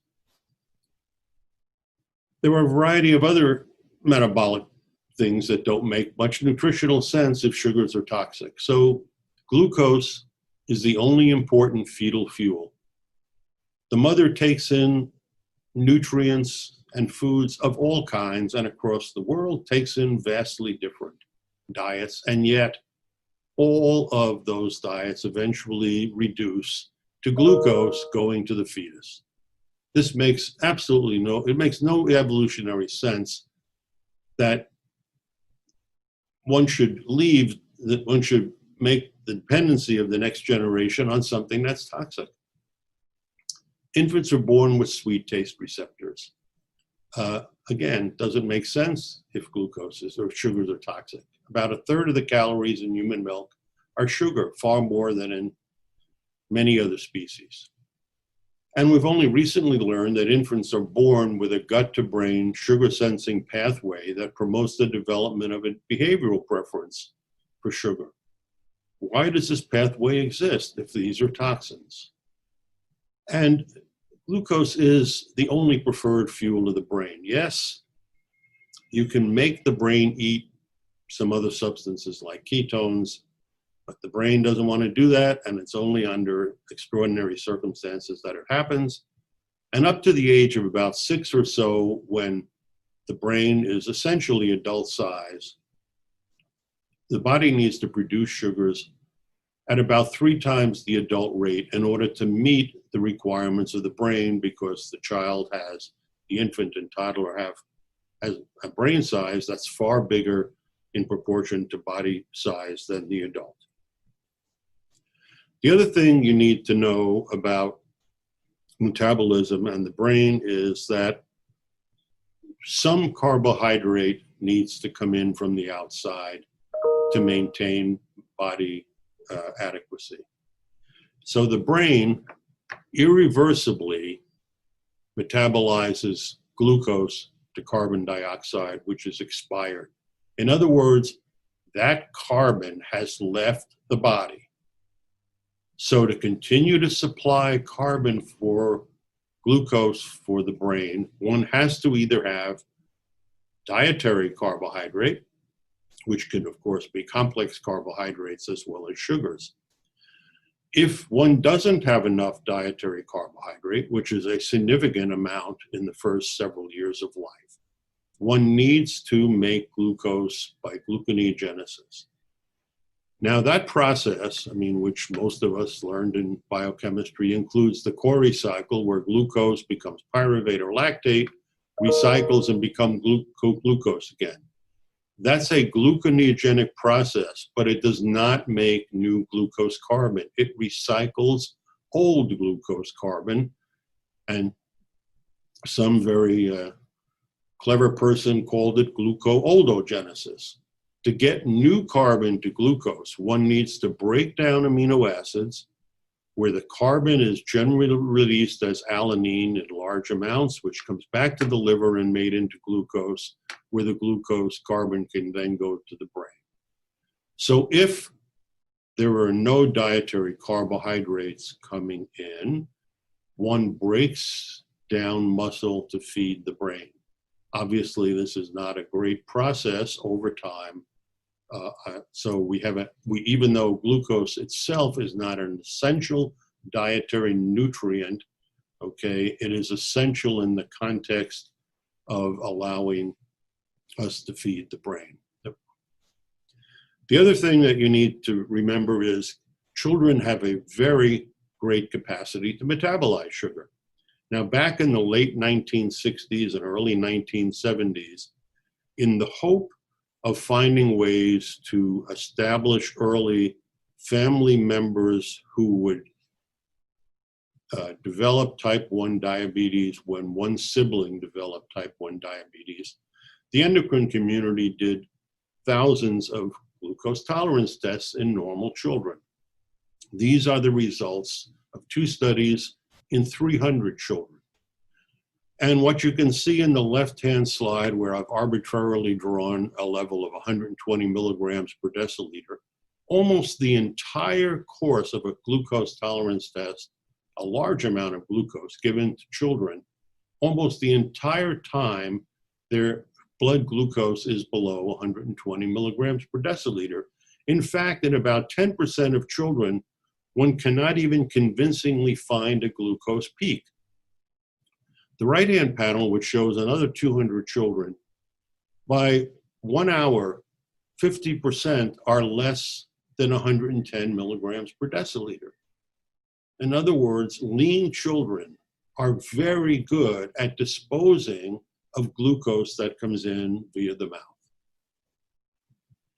Now, years ago, 12 to 20 years ago, Agneta Sunahag, Maury Heyman, myself, Nancy Butte, Janet Tofolo, Margarita Truth, and others did a host of studies, or a variety of studies in children, when these subjects were given a week of a 30% carbohydrate energy diet, followed by a washout period, and then a 60% energy diet, and in a crossover fashion. There were about 36 subjects, 12 lean prepubertal subjects, 12 lean adolescents, and 12 obese adolescents. And even though the study wasn't designed for this purpose, the diets provided 6 to 24% of energy as fructose.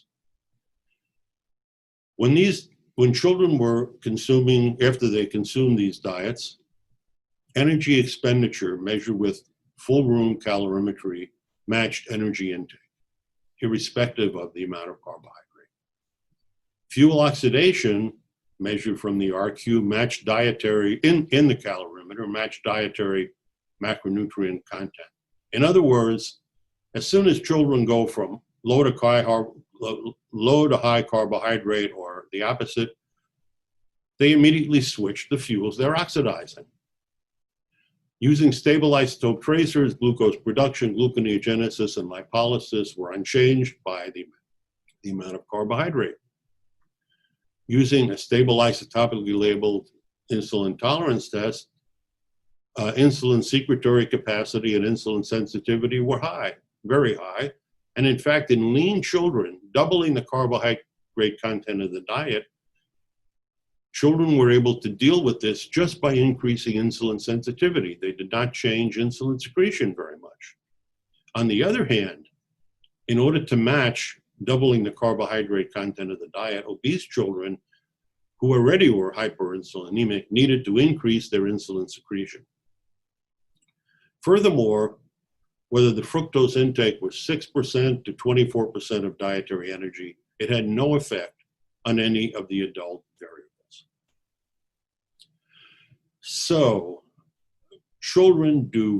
lean children do very well irrespective of an extremely wide intake of carbohydrate and sugars. Now today, a great fraction of the literature is devoted to whether sugars have long-term consequences. And because we have almost no long-term interventional studies, we depend on observational studies. So in the top panel here, we have the risk of cancer, depending on the number of cigarettes one smokes. People are fond of saying, well, there's no randomized controlled trial for smoking and cancer. Well, that's true. But let's look at the relative risks here. They're on the order of 40 or 60 or 50. And, the lower ones are on the order of 20 or 10. Whoops. This is just, the risk of cardiovascular disease or death depending upon one's income. And if you're poor, you have a risk of, 4 to 6 times of dying or death, the risk of fatal cardiovascular disease just by your income. I might also mention that between the ages of about 15 and 60, just being a man versus a woman raises your relative risk of dying by a factor of about 2. Now, almost all nutritional risks are less than 2. Almost all of the risks of sugar consumption found in observational studies are less than 1.5, some even significantly less than 1.5. Can we even feel confident about assigning levels of risk like that, given the methods we have of estimating them? So you'll read thousands of observational studies, and they present models which look all very simple. But the fact is, conclusions drawn from observational studies are just not as simple as that people who publish them would like you to believe. So the first is, no matter how good the observational study, it cannot prove causality. Okay. Associations from observational studies are hypotheses, they're not answers. Now, the people who do studies of this sort would like to imply causality, and this is frequently done. But the fact is, these are associations and not proof of causality.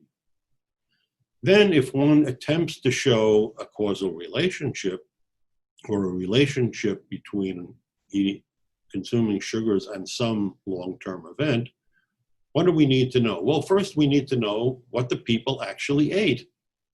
Now, it's maybe surprising to some people in the audience, but we can't measure energy intake very well. In hundreds of studies where dietary recall instruments are matched against doubly labeled water, energy intake is underreported on the order of 20%. And no surprise, it's underreported to a greater amount in obese individuals. In addition, many of the reported energy intakes are just simply incompatible with life. They're below what we know the resting energy expenditure is. They're impossible. Corrections are often made for this. Often the data are, the lower end of the data are dropped out or things of this sort. But the fact is, we know from this fact alone that the reported intakes are just not correct. And you'd be amazed how many adults with BMIs of 40 or 50 have energy intakes of 1,200 calories a day. Absolutely impossible. Years ago, on the order of 10 to 20 years ago now, Tom Baranowski did a series of studies where he brought children into an eating lab on day one, and what they ate was observed.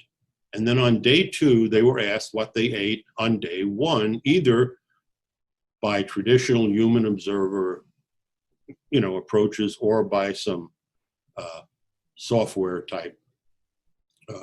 And on the order of 18%, 12 to 25% of children on the second day reported foods they didn't eat, which we know, or what Tom knew, from the observations done on day one, completely made up.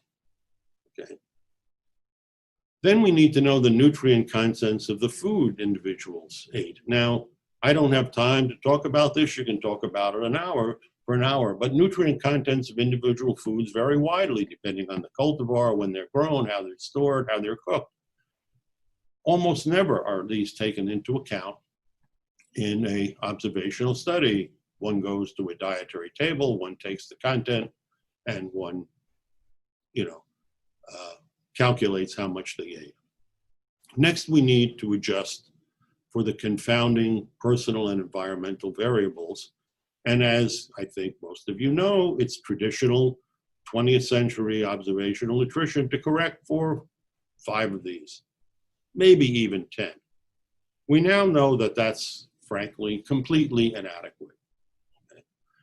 All the recent big data studies have shown us how immensely complicated the exosome or the environmental interrelated variables are. So this is one variable in NHANES that's represented around the periphery of this circle, okay?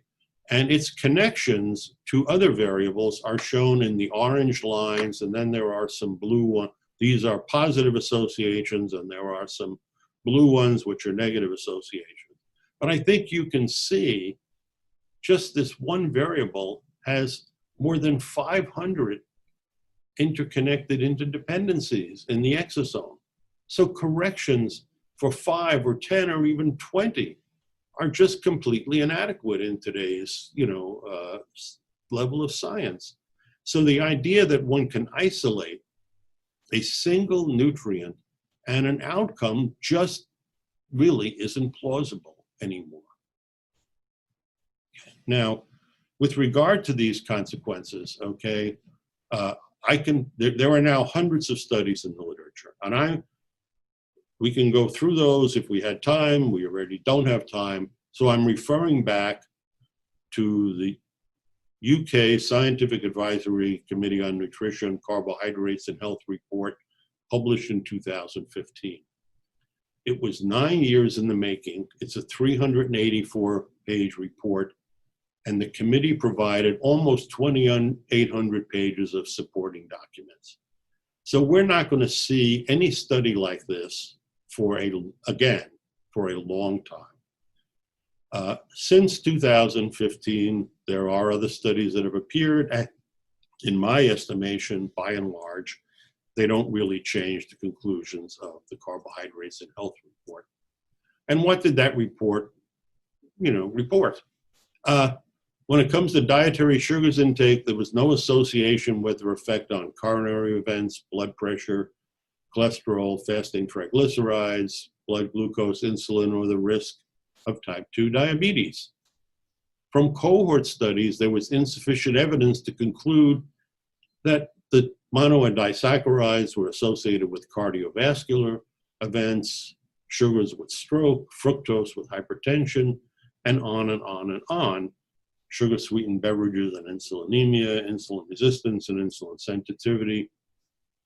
And the few randomized controlled trials that existed, there was insufficient evidence to show sugar-rich foods had any effect on energy intake, on glycemia, vascular complications, CRP, insulinemia, insulin resistance, etc. Now, in truth, the UK Carbohydrates and Health report identified a number of associations that appeared to be positive, primarily from cohort studies. But in every case, they note that given the confounding variables, it's just impossible to conclude that one nutrient, in this case sugar, is the responsible party. And they also point out in almost every case the very low level of rigor in a variety of these studies. That is, they're not graded very highly. So what's my take-home message? My take-home message is that Mother Nature herself has demonstrated that sugars are the essential metabolic coin of the realm. Okay, essentially all metabolism takes place, or a great fraction of it, via sugars. Lean children metabolize sugars very efficiently. And the observational evidence in adults that sugars are causally responsible for most of the detrimental outcomes is weak at best. Moreover, adverse outcomes are strongly dependent on the maintenance of energy balance. And in fact, one of the additional things that falls out of most of the adult studies is that sugar-sweetened beverages appear to be different than other dietary sources of the same sugars, and that's a whole other subject. And finally, given all of this, we should be focusing our policies and our interventions on the whole diet with the aim of preventing obesity. That is the real culprit, not sugars per se. So thank you very much.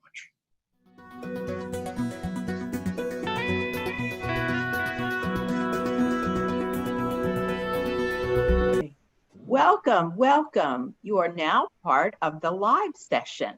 So thank you very much to the wonderful faculty, and thank you very much to the participants. Many of you have put questions into the chat. I would welcome you to add questions to the chat. For the next 30 minutes, we will have a live Q&A. So you are welcome to ask the faculty members questions that may have risen in your mind related to their presentations. I will read the questions and then call on a faculty member to respond. We will start with a question to Denny. This is really two questions. So that is, please explain the difference between free sugars and added sugars. And in your opinion, what should toddlers be drinking, knowing that fruit juices are considered free sugars? Take it away, Denny.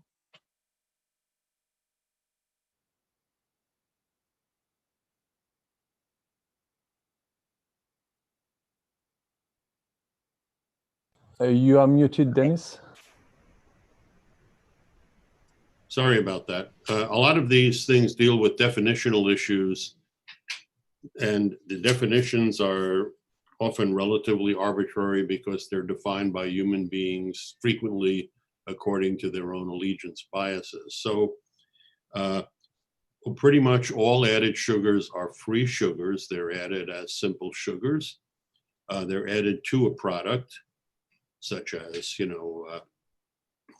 cereal, for example.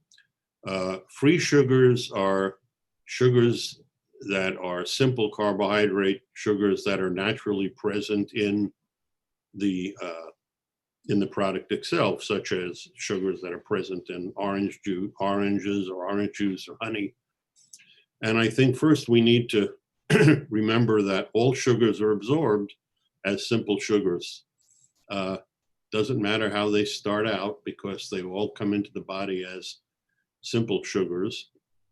The differences between complex carbohydrates and simple sugars deals with things like the time it takes to break them down, what the actions are with regard to gastrointestinal transit, etc.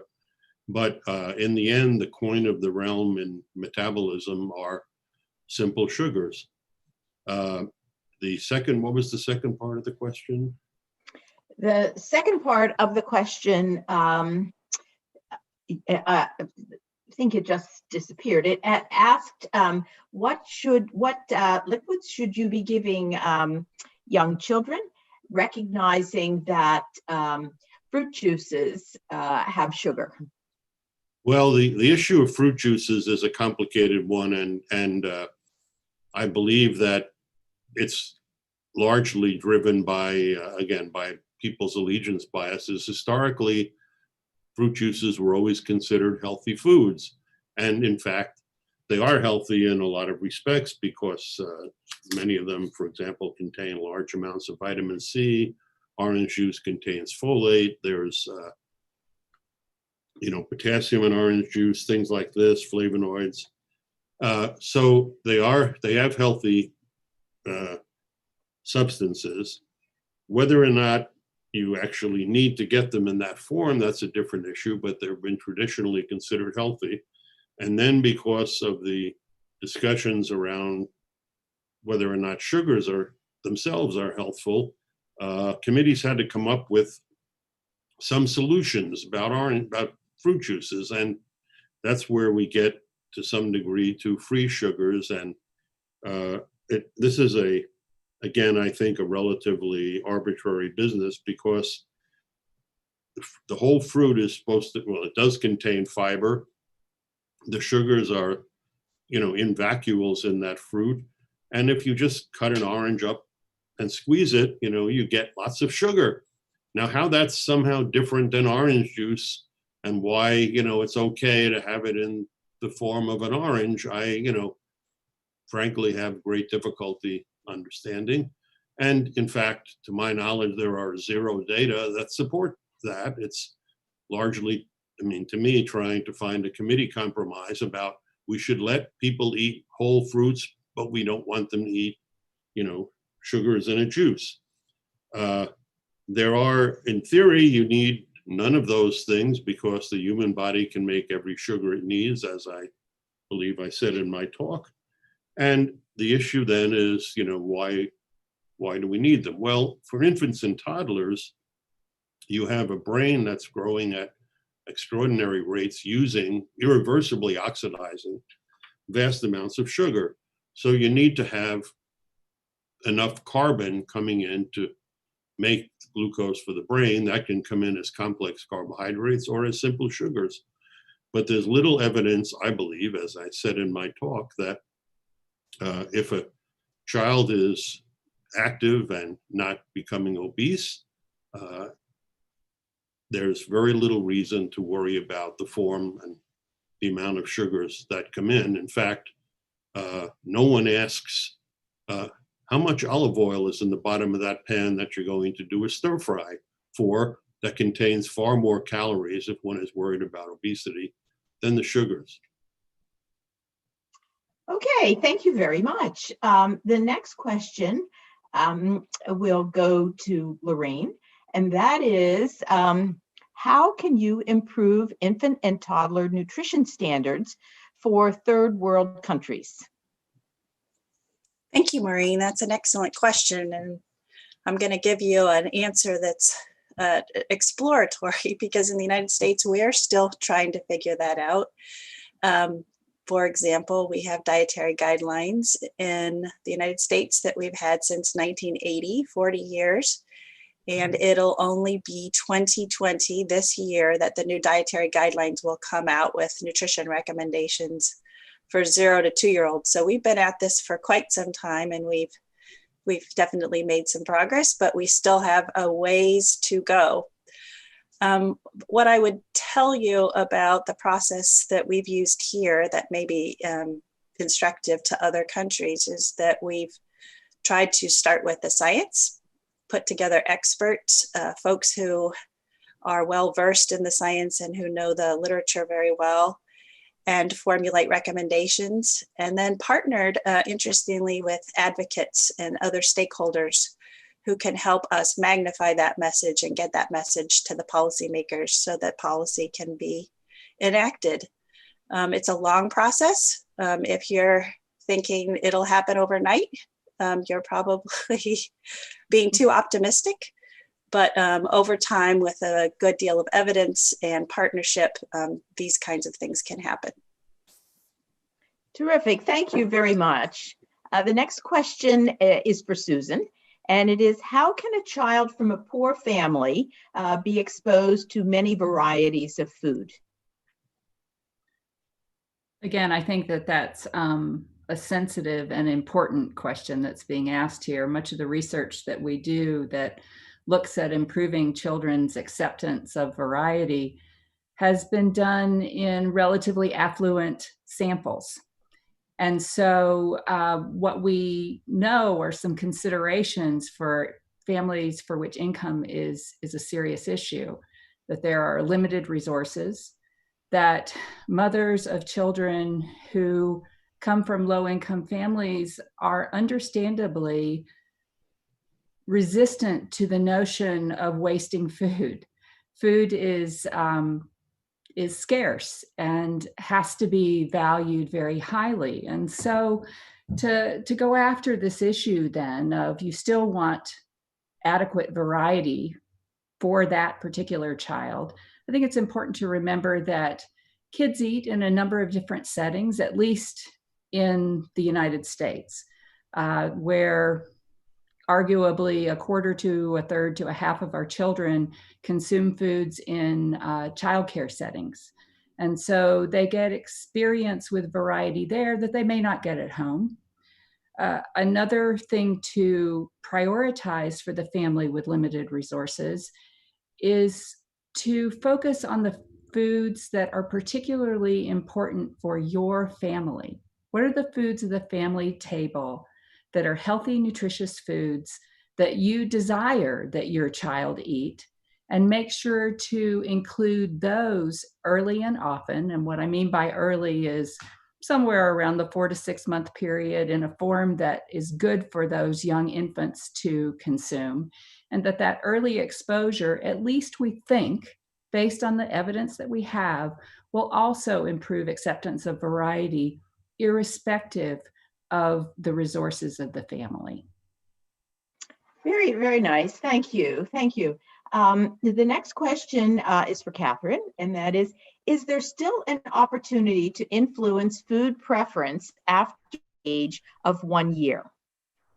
Yeah, that's a great question. And I've had parents ask me that before. We focus so much on early exposure through breastfeeding, through complementary feeding, that sometimes we forget to talk about how important it is to continue to think about the types of foods that you're offering your children throughout childhood. And certainly you can continue to set a good example for your child by modeling healthy eating behavior throughout childhood yourself. So eating those healthy foods yourself, making them available to your children. So having lots of healthy food available in the home for children to snack on and to try and experiment with. Because we know that exposure to a variety of healthy foods throughout childhood is important. You know, one thing that parents are challenged by, of course, is the fact that children go through a stage in which they're hesitant to try new foods. And of course, this peaks between about 2 to 5 years of age, and it can be really problematic as you're trying to expose your children to new and healthy foods. And certainly what is needed during this time is a lot of patience and forcing children to try and to eat these healthy foods is going to backfire. So exposing children to these tastes, letting them experience small amounts of these different foods is an effective way of helping them to helping to familiarize them with these flavors and to learn to like them. Thank you. The next question is for Steve, and that is, do we need to use prebiotics and DHA to gain good thriving and well-being for our toddlers?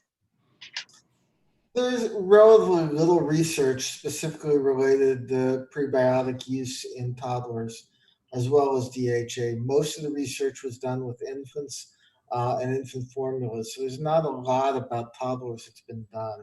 Certainly, prebiotics, non-absorbable oligosaccharides, can help the gut microbiota and can help the gut flora develop appropriately. And so it can be useful in some cases. but there's relatively little research. DHA has been relatively suggested to improve some forms of outcomes for children. Most of the studies were, again, with infants, with very little in toddlers. So I would say that right now we don't have a whole lot of evidence suggesting that these are really mandatory in the toddler age group. Thank you. The next question could go to several people. Maybe I'll ask Lorene to do this. What is the role of taste and texture of the food for a successful transition from breastfeeding to complementary feeding and to toddler feeding? Yeah, I'll start, and Catherine, probably you'll want to jump in. As Catherine explained, infants actually get exposed to flavors, not textures, but flavors very early on in utero. And certainly when they're breastfed or formula fed, they will be exposed to the flavors in the milk. So once they start complementary feeding, which, as Susan mentioned, is recommended at around 4 to 6 months, depending on the child's developmental readiness. And usually they're really good at telling you actually when they're ready for solid foods, because they will start to follow your spoon or fork as you're feeding yourself. They will start to open their mouth when they see you opening their mouth, and they'll start to try to grab and reach for food. At that time, as we've been talking during this session, some infants will be very open to different flavors and textures, and some will be more particular at the beginning. So you'd want to try to respond to the infant's cues, go as fast or slow as they indicate they're ready for, and gradually introduce more and more variety, textures, and flavors into their diet, and be persistent.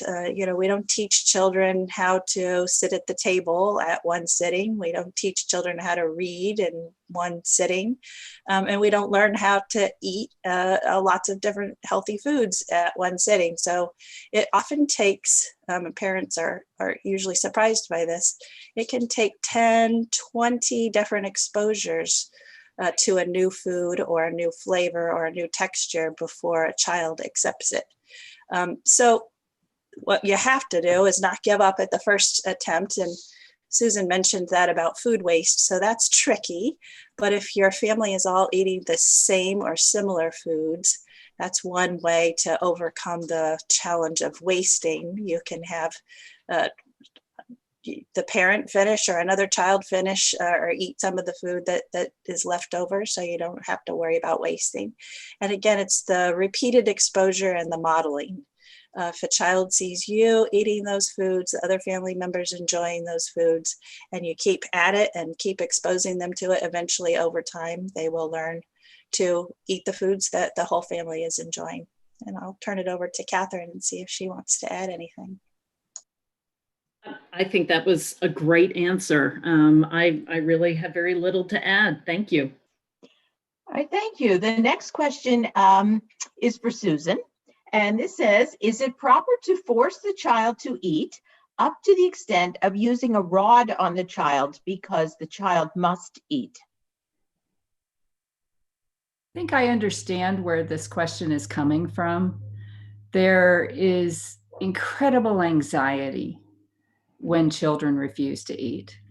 And I certainly understand the worry and concern of the adult when they are thinking about, is my child getting enough to grow well and to be healthy? I do want to caution, however, against forcing. Kathy Forstell mentioned this earlier, that in general, pressure might work in the short run.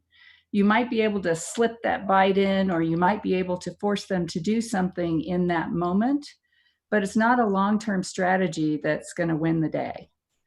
Pressure, and particularly pressure under really negative circumstances, like any kind of physical forcing, is likely to make feeding more difficult over the long run rather than easing or improving children's acceptance. Going back to one other way of thinking about this is eating isn't built in a day. It takes a lot of practice and persistence, and especially during that toddler period where children desire to do things for themselves, and yet they don't always have the motor capacity to do it well and gracefully and efficiently. That's the time for patience, and that's the time for building children's autonomy to be able to do it for themselves, because that's an investment in long-term food acceptance. Very, very nice. Thank you. Denny, the next one is for you. And what is your opinion about honey to use as a sweet in toddlers' diet? Well, I don't, putting aside the care one has to take about, botulinum toxin and things in very small infants. I mean, I don't think there's anything special about honey one way or the other. I mean, it's another sweetener, and if one thinks it's a reasonable sweetener that one prefers, that's fine. If one doesn't, you don't become honey deficient in any way that I'm aware of. And I think the main issue there again is the amount of calories that one supplies through the honey. If the child is growing normally and not gaining excess weight, I don't think there's a lot of concern. I mean, there is some, I would have to say there's a potential concern about consuming vast amounts of honey with large doses of fructose and what effects the fructose may have, but I don't know of any significant data in normal children that's a concern. All right, thank you. The next one is for Steve, and that is the RDA data show that the intake for most toddlers is sufficient. Why do we still have iron deficiency? Why is it fairly common in toddlers? This is a really interesting question, because you're correct. The EAR is very low in toddlers, the average requirement of 3 milligrams. And that's based on an assumed bioavailability of iron of 18%. And that probably is an overestimate of the actual bioavailability of iron in the usual diet. Or framed differently, when the EAR was set up about 20 years ago, there was a difference in the distribution of iron intakes in both older children and toddlers. And now we've moved away from high bioavailable iron, such as is contained in meat sources and heme iron.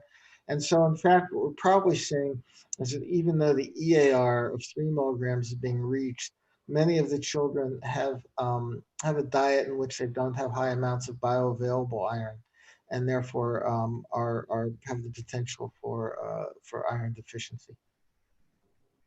Okay, there's a general comment in the chat that says, this is an excellent session. So congratulations to all of the faculty members. Thank you. And the next question is for Kathy.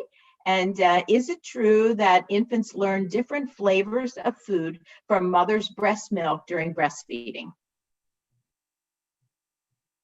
Maureen, I think we've lost Kathy for the moment. Oh, have we lost Kathy? Yes. Oh, okay. Is there someone else who would like to address that question? Otherwise, we'll go to the next question. Yeah, I can take that. Okay. It is true. So there are flavors do pass through the amniotic fluid, and babies taste that amniotic fluid. So what the mother eats, obviously it's muted. It's not the same as eating the exact food that the mother ate, but there are some flavors that can get through into the baby in utero. And similarly, there are flavors that can get into the breast milk, so that what the mother eats can set up a child for liking or not liking certain flavors. I wanted to add something to what Susan said about forcing a child to eat, and in working with parents, this is something that comes up over and over again. When you look at the growth charts of kids, and you know they're actively growing, different than adults, they're meant to consume higher amounts of nutrients over time in order to supply not just the maintenance of their body, but the growth of that young body. When you look at those growth charts, it looks like kids sort of grow incrementally, day after day after day, in a kind of a regular pattern. And those growth charts are smooth, meant to be averages, but in actuality, children don't grow like that. They grow in spurts.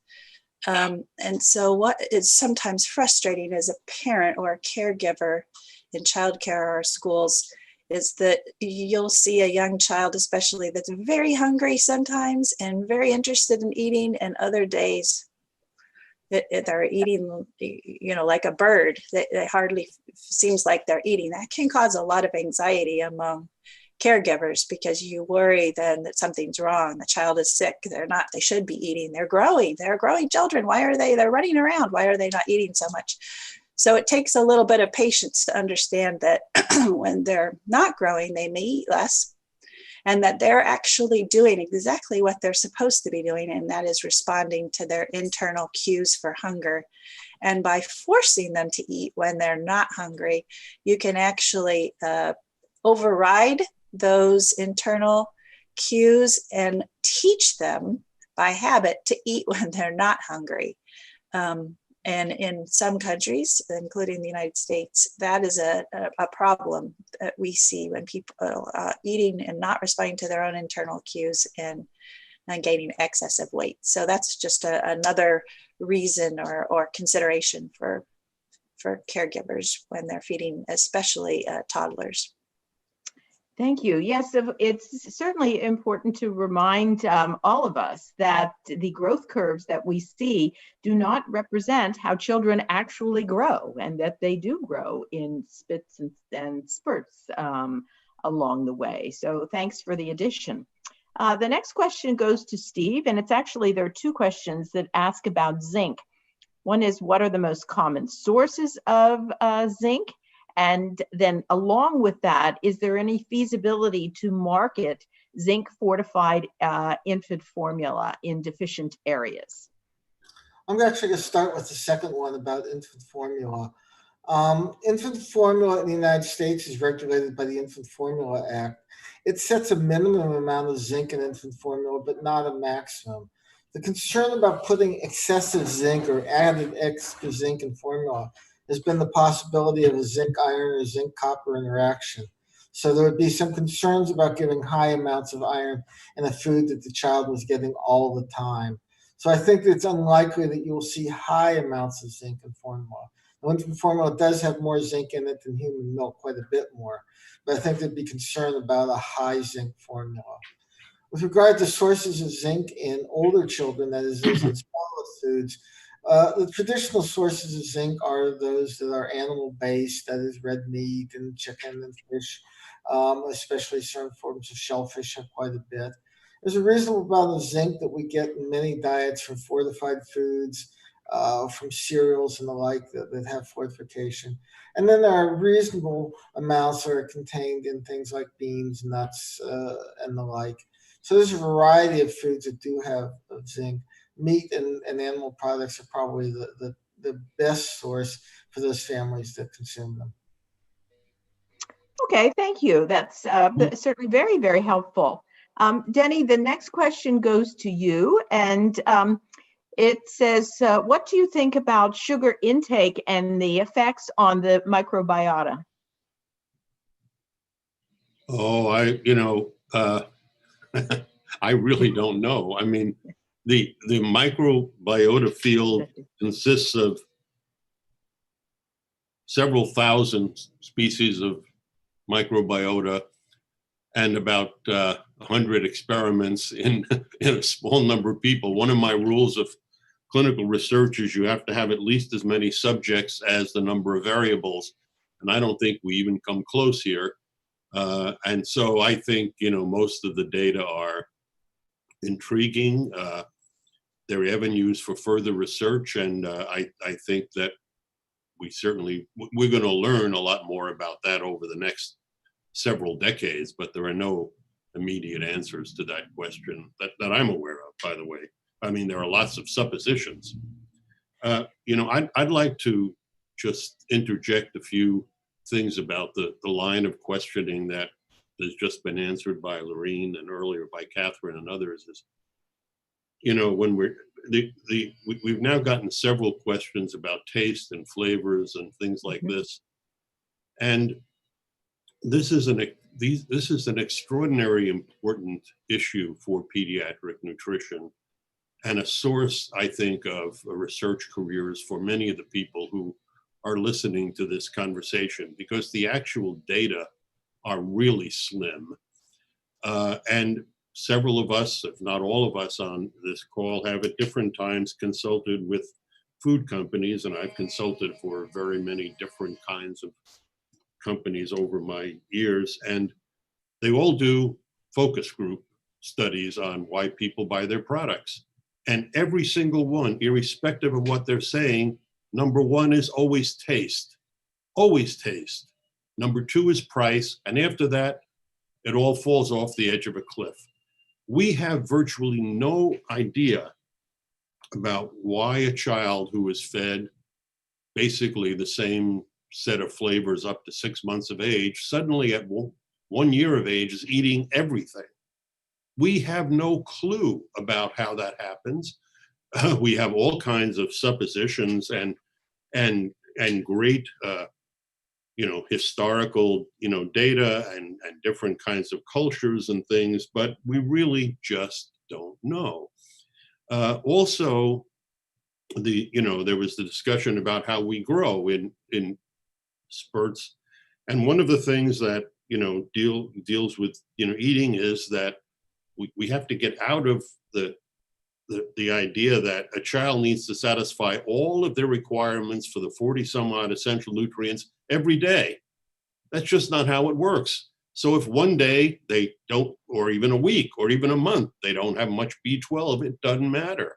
Okay, other things you have to deal with more on a daily basis, but this 24-hour cycle stuff is kind of crazy. There was this earlier question about whether or not one can influence taste. And, at 1 year of age, something like that, tastes change all throughout childhood. Adults eat stuff that kids wouldn't touch. Okay, at least American kids wouldn't touch. Suddenly they eat it. And even more importantly, we have an international audience here in which children in their own countries eat stuff that American kids wouldn't touch, but they eat them all over the place. We're dealing with the fundamental requirements of biology, which is if you don't have body mass, you don't exist at all. So we're talking about the drivers of maintaining mass, okay, energy, that go back as primitive as we have biological organisms. So these are extraordinarily preserved, redundant, and drives that are going to make sure that the child doesn't starve him or herself to death, except if there are children with CNS injuries and things like this where that's a concern. But other than that, it doesn't happen in the normal child. Right, thank you. I mean, you can see there are certainly global concerns on how we help our children consume nutritious foods and how we help them grow so that there is not too much and not too little. These are concerns regardless of where we live. So I think we have time for one more question, and maybe I will ask this one to Susan. Some families, some mothers reject nutritious complementary food on behalf of their babies based on their mother's perception of taste. How can this behavior be effectively changed? And isn't that a great question? I'm gonna call on a response that Denny gave to us of, gosh, don't we wish we knew that? I don't think the data are really adequate. I can tell you what drives mothers' behavior, though, based on the small studies that we've done, and that is mothers' desire to see their children eat. If the child eats whatever it is, irrespective of the mother's liking for it, they're going to continue to feed that because they want to see them eat. A second qualification in whether mothers will hang in there, and I think I mentioned this in my talk, is needing the child to like the food. And this is the one that I personally struggle with as a researcher.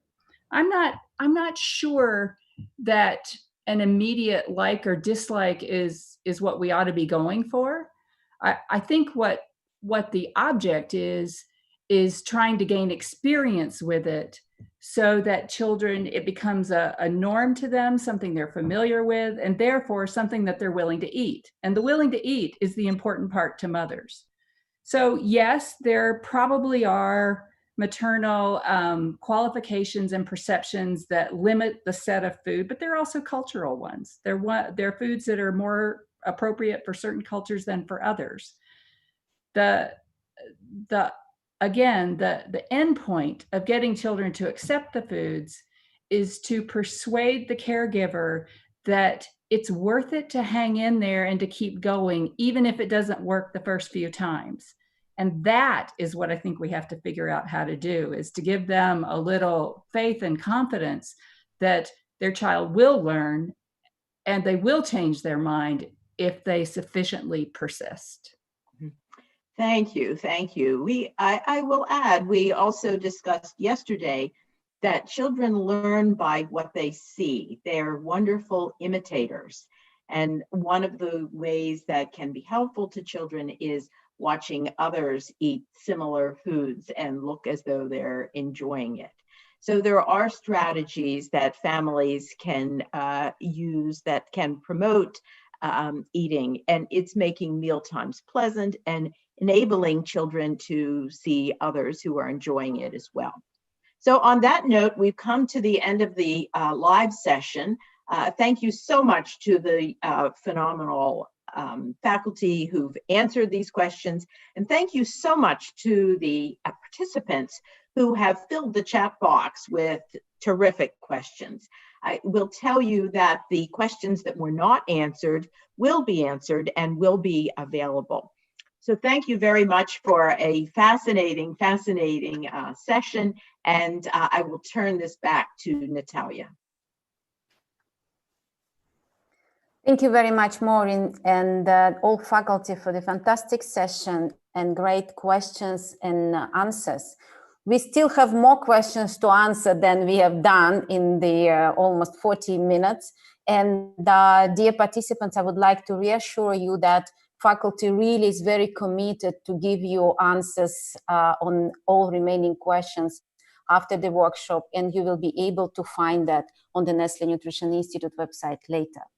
So just to summarize that what we did in the past 2.5, 3 hours, Maureen and faculty brought us through the science on advancing from infancy to toddlerhood through nutrition.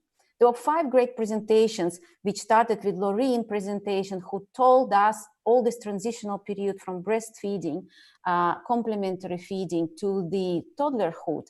And examples Lorraine gave us based on the US experience, where 1/3 of the young children, toddlers, their licenses to the daily care. And this is a great settings where you can really understand what children eat, what is the intake, what and how they eat, and based on this to make a certain standards in recommendations, which definitely would help to balance adequate nutrition and help to set a right foundation.